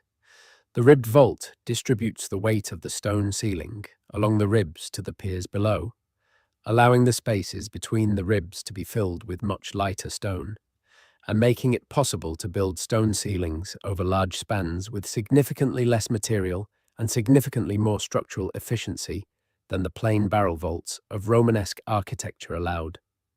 The builders of Durham invented this system, or rather, they developed it to a state of practical completeness for the first time at Durham, drawing on experiments that may have been taking place elsewhere, but bringing them together into a fully realized structural system that changed the history of architecture. The specific identity of the master mason or masons responsible for this invention is not known. Their names were not recorded in the way that the names of the bishops who commissioned the building were recorded. This is a reflection of the social priorities of the era, not of the relative importance of the contributions. The bishop who commissioned Durham Cathedral has a name in the historical record. The builder who invented the ribbed vault does not. The building that the nameless builder made possible is still standing above the River Wear, 12 centuries of history visible in its stones. Salisbury Cathedral occupies a different position in the tradition. It is the building that best exemplifies the English Gothic at its moment of greatest confidence and most complete realization. The site was chosen in 1220, a new city planned around the new cathedral, with the master mason, Richard of Elias de Dereham, as the key figure in the design. The building rose with remarkable speed by medieval standards, substantially complete within a generation. The result is a building of extraordinary coherence, each part designed in relation to the others, rather than accumulated across different periods. The early English style brought to a kind of perfection of proportion and refinement that subsequent centuries would elaborate without fundamentally improving. The spire of Salisbury, added between 1310 and 1330 at a total height of 123 meters, is the punctuation that the building was always reaching for, but that its original designers did not know they were preparing for. The addition of the spire to a building not designed for it is the greatest structural gamble in the English cathedral tradition, and the fact that it has stood for 7 centuries is a testament both to the skill of the builders who added it and to the inherent structural generosity of the building that received it. The geometry of Salisbury's interior, the particular way the light falls on the stone, the quality of the space at the crossing where the four arms of the building meet under the tower, is a spatial experience that is unlike anything else in England. Lincoln Cathedral, perched dramatically on a ridge of limestone above the flat expanse of the Lincolnshire Fens, was for several centuries after the completion of its central tower in the early 14th century the tallest building in the world. The tower, at approximately 160 meters to the top of the now lost spire, exceeded the height of the Great Pyramid of Giza by a significant margin. It was visible from the sea. It defined the visual landscape of a considerable portion of the East Midlands. When it is said that these buildings were designed to impress, Lincoln Cathedral is the most emphatic example of what that actually looked like in physical terms. The interior of Lincoln is extraordinary for different reasons. The nave vaulting, completed in the 1220s and 1230s, represents one of the most inventive experiments in the history of Gothic architecture. The crazy vaulting, or tierceron vaulting, that the Lincoln builders developed departs from the simple four-part ribbing of the earlier tradition and adds additional ribs that create a complex star-like pattern on the vault surface. It is a purely aesthetic development, rather than a structural one, but its influence on the subsequent development of English Gothic vaulting was decisive. Every subsequent development of English vault design, from the decorated period's elaborate net and stellar vaults through to the perpendicular period's extraordinary fan vaults, has the Lincoln Crazy Vault somewhere in its ancestry. Ely Cathedral's octagon, built between 1322 and 1342 to replace a central tower that collapsed in 1322, is perhaps the single most extraordinary piece of structural and spatial invention in the entire English cathedral tradition. The architect of the octagon, believed to have been the master carpenter William Hurley, working with the cathedral sacristan, Allen of Walsingham, replaced a conventional square tower, crossing with an octagonal lantern of stone and wood, whose span of 22 meters is larger than the dome of the Pantheon in Rome. The octagon is roofed not with stone, but with a timber framework of extraordinary complexity and ingenuity. Its 8 enormous oak beams spanning from stone to stone at heights that required structural solutions of a kind that had never been attempted before. Above the timber framework sits a timber lantern that admits light from 8 large windows, filling the crossing space with a quality of illumination that transforms the experience of the interior. The octagon was designed by people who were working at the absolute limit of what medieval structural knowledge and medieval craftsmanship could achieve. The timber framework has been carefully analysed by modern structural engineers and found to be extraordinarily well conceived, managing the structural forces with an efficiency that leaves very little margin for error. There was no room for error. The octagon stands above a space that was already bearing enormous loads from the surrounding structure. The solution that William Hurley and Allen of Walsingham devised is one that, on close analysis, is almost unbelievably good for its time and its circumstances. It is a piece of engineering genius, achieved by people who had no formal engineering education, no analytical tools, no precedent to draw on. They worked it out from first principles, from accumulated craft knowledge, from a deep intuitive understanding of how structures behave, and from the courage to build something that had never been built before. The stone itself deserves a moment of extended attention, because the choice of stone in the English cathedral tradition was not simply an aesthetic decision or a practical one, driven by what was locally available. It was a complex judgment involving structural properties, weathering behavior, visual qualities, and the economics of quarrying and transport, made by people who understood all of these factors at a level of sophistication that rivals anything modern. Materials engineers bring to the selection of contemporary building materials. The great English cathedrals are built from a variety of different stones, and the differences between them are visible to any attentive visitor, even without specialist knowledge.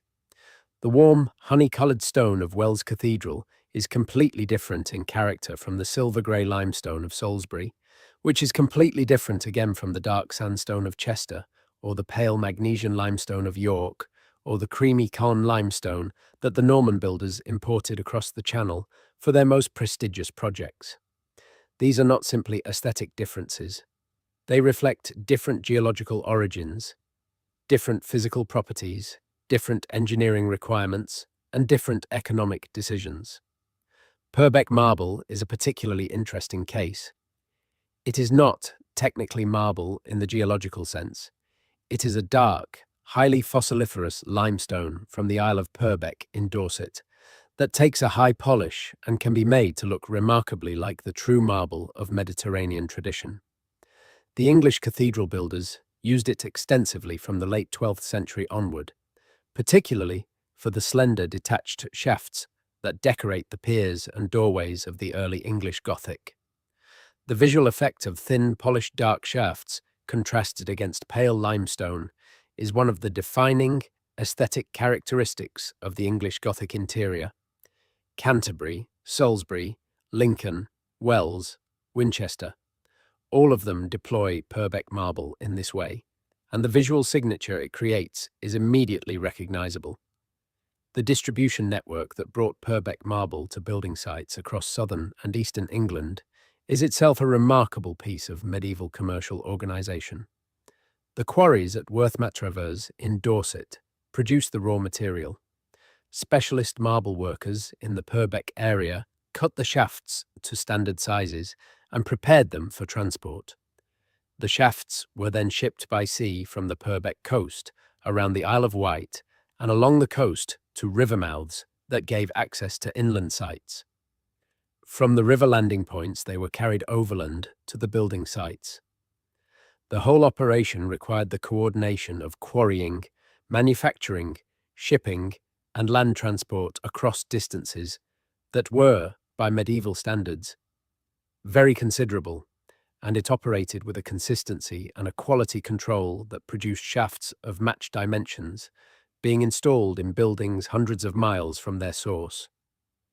The economics of stone transport determined the practical radius within which different materials could be used for cathedral construction. Heavy rough stone could only be economically transported by water, which is why so many cathedral building sites are either on navigable rivers or within relatively short distance of a coast. Where water transport was not available, the builders used whatever good stone was locally available, or they made the economic calculation that the quality gain from importing better stone justified the cost. The decision to import Caen limestone from Normandy for the Tower of London and for several cathedrals in eastern England reflected a judgment that the quality of the French stone for fine carving and worked ashlar was worth the significant additional expense of the Channel crossing. This judgment was not made casually. The people making it understood the economics, understood the structural properties of the alternative materials available to them, and made a considered decision about the trade-offs. The weathering behavior of different stones was also well understood by the medieval builders, even if their understanding was expressed in practical rules of thumb rather than the analytical chemistry of modern materials science. They knew that some stones weathered well and maintained their structural integrity and visual quality over long periods, and that others deteriorated more quickly or were susceptible to specific kinds of damage from frost or from the salt-laden atmosphere of coastal sites. The selection of stone for the exterior dressings of a cathedral, the stones that would be directly exposed to the weather, was made with this knowledge in mind. The decisions made in the 13th century are still visible in the relative condition of different elements of the cathedral fabric today. The stones that were chosen well have lasted, and the stones where the choice was less good have required more frequent replacement. The relationship between the English cathedral and water, beyond the hydraulic engineering of the chapter's water supply and drainage systems, extended to the theology of the site itself. Water was not just a practical resource for the cathedral community. It was a sacred material with deep theological significance that intersected with the practical requirements of the institution in complex ways. Holy wells existed across the pre-Christian landscape of Britain, sites where springs emerged from the earth in ways that had been significant to local people for reasons that predate the documentary record. When the Christian missionaries encountered these sites, they did what Christian missionaries did in many parts of the world. They adapted rather than simply suppressing. The spring became holy for Christian reasons. The spring was dedicated to a saint. A chapel was built beside it. In some cases, the spring was incorporated into the fabric of a church or cathedral complex. The practical value of the water supply was preserved within a theological framework that gave it new significance. Wells Cathedral takes its name from this phenomenon. The wells in question are a group of springs that rise in the cathedral close, still visible today in the pool that feeds the moat of the bishop's palace immediately adjacent to the cathedral. These springs were significant long before the cathedral was built. The site had been a place of Christian worship since at least the 8th century, probably earlier, and the importance of the springs in determining the site is explicit in the name. The cathedral was built here partly because of the theological significance of the water, and partly because of its practical utility. The two motivations were not in conflict. They were aspects of a single understanding of what a sacred site was and what it required. The ritual use of water within the cathedral was pervasive and theologically charged. The font, where baptism was administered, was the primary sacramental use of water, but far from the only one. The holy water stoups at the entrances, where worshippers dipped their fingers and made the sign of the cross on entering, marked the transition from secular to sacred space. The washing of hands before the celebration of the Mass, at the piscina set into the wall beside the altar, was a liturgical requirement. The liturgical use of holy water in blessing and purification ran through the entire cycle of services throughout the year. Water was not a background element in the cathedral's life. It was a central material symbol whose physical properties, its ability to cleanse, to sustain life, to reflect and transmit light, were understood as figured types of spiritual realities. The cloister, which in the monastic cathedrals was the covered walkway surrounding an open courtyard that functioned as the social and intellectual heart of the community, was typically arranged around a central green space that in many cases contained a well or a water feature. The claustral fountain or lavatorium, where monks washed their hands before entering the refectory for meals, was in several English monastic cathedrals an elaborate architectural structure in its own right, sometimes a full hexagonal or octagonal building with its own vaulted roof, serving the practical function of communal washing while also expressing the theological significance of ritual purification. The great cloister at Gloucester Cathedral, built in the late 14th century, has the earliest complete fan vaulting in England, a system of vaulting developed specifically for this location that would subsequently become the defining structural and decorative innovation of the English Perpendicular period. Gloucester's fan vault was not an experiment conducted in a corner of a building where failure would have limited consequences. It was built over the main cloister walk, where the entire monastic community passed several times daily. The master mason who designed it was confident enough in his new system to deploy it at full scale in a prominent position. That confidence was justified. The vault stands today exactly as it was built in the 1370s, its stone fans spreading with a precision and a delicacy that makes it one of the most beautiful pieces of structural architecture ever built. The choir screen, or rood screen, that separated the choir from the nave in most medieval English cathedrals was not a simple piece of furniture. It was a boundary marker between two different worlds within the same building, and the management of that boundary was a carefully considered expression of the medieval understanding of the sacred and the secular. The choir, the part of the cathedral east of the screen, was the territory of the chapter, the space where the liturgy was performed by the clergy, where the altar stood, where the relics were housed and venerated. Access to this space was restricted. In a monastic cathedral, it was in principle restricted to the monks and to those they admitted. In a secular cathedral, it was restricted to the canons and their subordinates. Lay people attended services in the nave, on the other side of the screen. They could hear the singing from beyond the screen, could see the light from the candles through the openings in the screen's lower sections, could approach the screen and look through its central doorway into the choir beyond, but they could not enter. This arrangement sounds exclusionary by modern standards, and it was.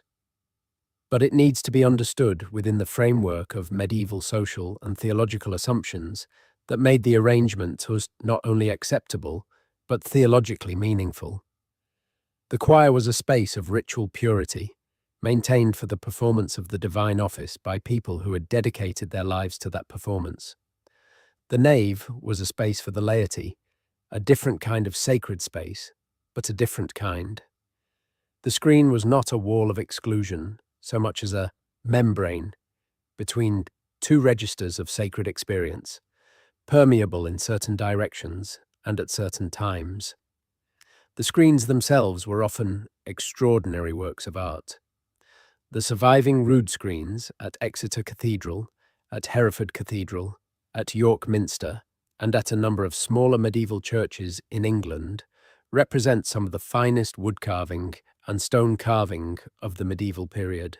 They were decorated with figures of saints, with heraldic devices, with narrative scenes from scripture and from hagiography, with the complex geometric patterns that medieval craftsmen were extraordinarily skilled at producing.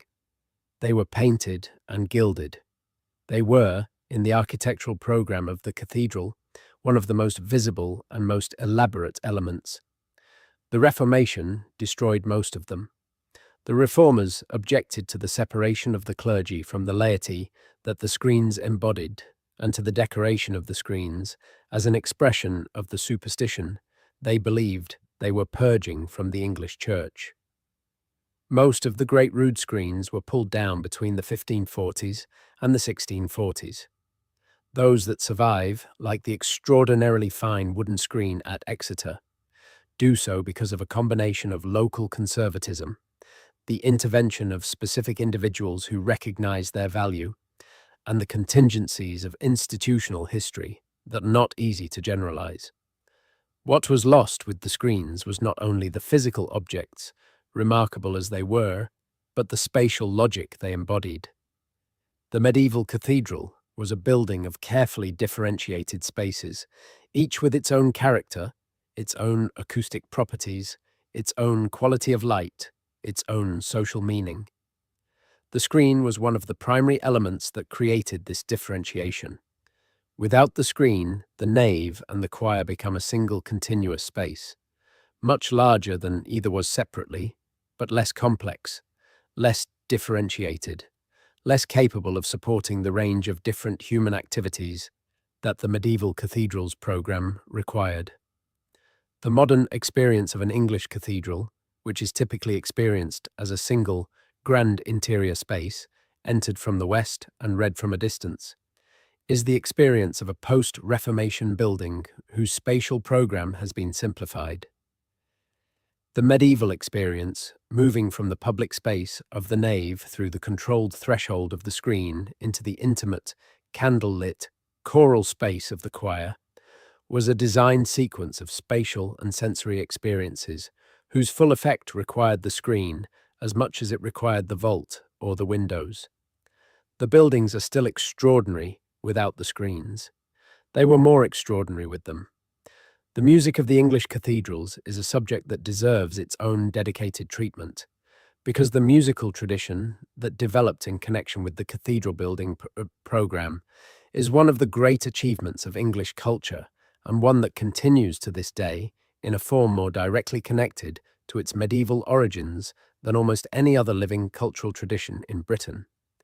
The liturgical music performed in the medieval English cathedral was not background ambience. It was the primary medium through which the theological program of the institution was communicated, and the resources devoted to it reflected its centrality. A major English cathedral in the 13th century might have supported a choir of 30 or 40 voices, including boy choristers, whose treble voices were the essential complement to the adult male voices of the clerks and vicars choral. The training of the boy choristers was a substantial institutional undertaking. Boys were recruited from across the diocese, housed in a chorister's house within the precinct, educated in music and in Latin, and subjected to a training regime whose intensity has been compared by modern commentators to the training programs of professional musicians. The polyphonic choral music that developed in the English cathedrals from the 13th century onward, and that reached its greatest elaboration in the works of the Eton choir book composers in the late 15th century, and the music of Byrd, Tallis, Gibbons, and their contemporaries in the 16th century, was created specifically for performance in the acoustic environments that the cathedral builders had created. The long reverberation times of the great cathedral naves and choirs were not just accommodated by this music. They were compositionally essential to it. The way the separate vocal lines of a polyphonic motet or anthem interact with each other in a reverberant stone space, blending and separating in ways that are different from anything that can be achieved in a modern concert hall, was understood and exploited by the composers who wrote for these spaces. They were writing for a specific acoustic instrument, and the instrument they were writing for was the building itself. The Eton Choir Book, compiled at Eton College around 1500 and containing some of the most complex and ambitious choral music of the medieval period, preserves the music that was being performed in the great English cathedral and collegiate choirs at the height of the pre-Reformation tradition. The works it contains, by composers including Robert Fairfax, John Brown, and William Cornish, are of a technical complexity and an expressive range that is extraordinary by any standard. They are also enormous. Some of the pieces in the Eton Choir Book run to 30 or 40 pages in modern score notation, and they were performed from memory in rotations by choirs that had memorized repertories of considerable size through years of intensive training. The cathedral music tradition survived the Reformation, though in a form that was sharply reduced from its medieval elaboration. The reformers who dismantled the shrines and dissolved the monasteries did not abolish cathedral music, partly because several of the key figures in the English Reformation genuinely valued the choral tradition, and partly because the emotional and aesthetic power of choral music in a cathedral setting was too great to simply remove without creating public resistance. Thomas Cranmer, who did more than any other individual to shape the Reformed Church of England's liturgical character, was himself a lover of choral music. The choral foundations of the ancient cathedrals were maintained, though with reduced resources and a revised musical program that emphasized English-language settings of the new prayer book liturgy over the elaborate Latin polyphony of the medieval period. The composers who bridged the Reformation, writing for both the old and the new liturgical requirements depending on which monarch was on the throne, represent one of the most remarkable episodes in the history of English music. Thomas Tallis served as a musician to 4 monarchs of different religious convictions, from Henry VIII through to Elizabeth I, composing music for Catholic Latin services and for Protestant English services with apparently equal facility and with sustained artistic quality that makes him one of the greatest composers England has ever produced. His 40-part motet Spem in Alium, probably written in the early years of Elizabeth's reign, is an extraordinary demonstration of the potential of the cathedral acoustic. 40 separate vocal lines, written for 8 5-part choirs, creating a wall of sound of a complexity and richness that fills a cathedral space in a way that almost nothing else in the entire Western choral tradition can match. The fact that this music is still performed regularly in the buildings it was designed for, by choirs that have maintained a continuous institutional connection to the tradition, is one of the most remarkable facts about English cultural continuity. When the choristers of Durham Cathedral, or Salisbury Cathedral, or King's College, Cambridge, sing the music of Tallis or Byrd or Gibbons in evensong today, they are doing what their predecessors did in those same buildings 500 years ago. The music has changed in detail. The liturgy is in English rather than Latin. Some of the repertory is from later periods.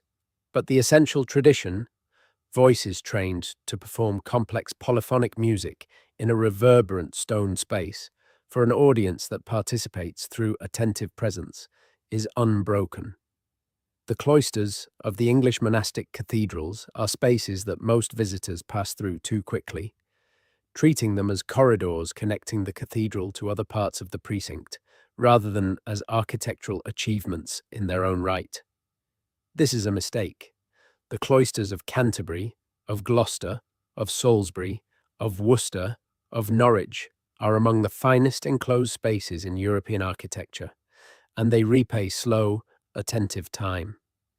The cloister walk is a covered walkway, with one open side facing onto the central garth, the square open space at the heart of the cloister. The covered walk protects the people using it from the rain that is a constant feature of the English climate, allowing movement between the different buildings of the precinct in all weathers. But it also creates a particular quality of spatial experience. The contrast between the sheltered stone ceiling above and the open sky beyond the arcade, the alternating rhythm of light and shade as the arcade's columns frame the garth, the particular acoustic of a long stone-vaulted corridor where footsteps echo and voices carry in ways that the open nave does not produce. In the monastic routine, the cloister walk was where the monks spent much of their working day, reading, studying, copying manuscripts, conducting the individual spiritual practices that the Benedictine rule required, and moving between the buildings whose various functions structured the monastic day. The cloister was, in the experience of the people who used it daily, not primarily a piece of architecture to be admired, but a functional space for work and movement and thought. The fact that it was often beautifully made, that the vault above was carved and the tracery of the arcade was elaborate and the proportions were carefully considered, was simply how medieval people did things when they had the resources to do them well. Beauty was not separate from function. It was the highest expression of function properly carried out. The garden at the heart of the cloister, the garth, was in most cases a simple lawn or a kitchen garden, a practical green space within the otherwise entirely built precinct. In some cases, it contained a well or a fountain. In a few cases, it contained a cemetery, where monks were buried in the ground within the enclosure of the cloister. The garth was the sky visible from within the precinct, the outside world held within the frame of the architecture, nature domesticated and enclosed within the institutional complex. The sight line from within the cloister, walk across the garth to the cathedral wall, rising on the far side with the great tower visible above, is one of the characteristic visual experiences of the English monastic cathedral, and one that the designers of these complexes clearly understood and exploited. There is a particular quality to the light in a medieval English cathedral on an overcast day that is impossible to convey in a photograph and that requires physical presence to experience properly. The stone diffuses the grey light and gives it a warmth and evenness that bright sunlight does not produce. The colours of the windows are muted rather than blazing. The shadows in the piers and the vaulting ribs are soft.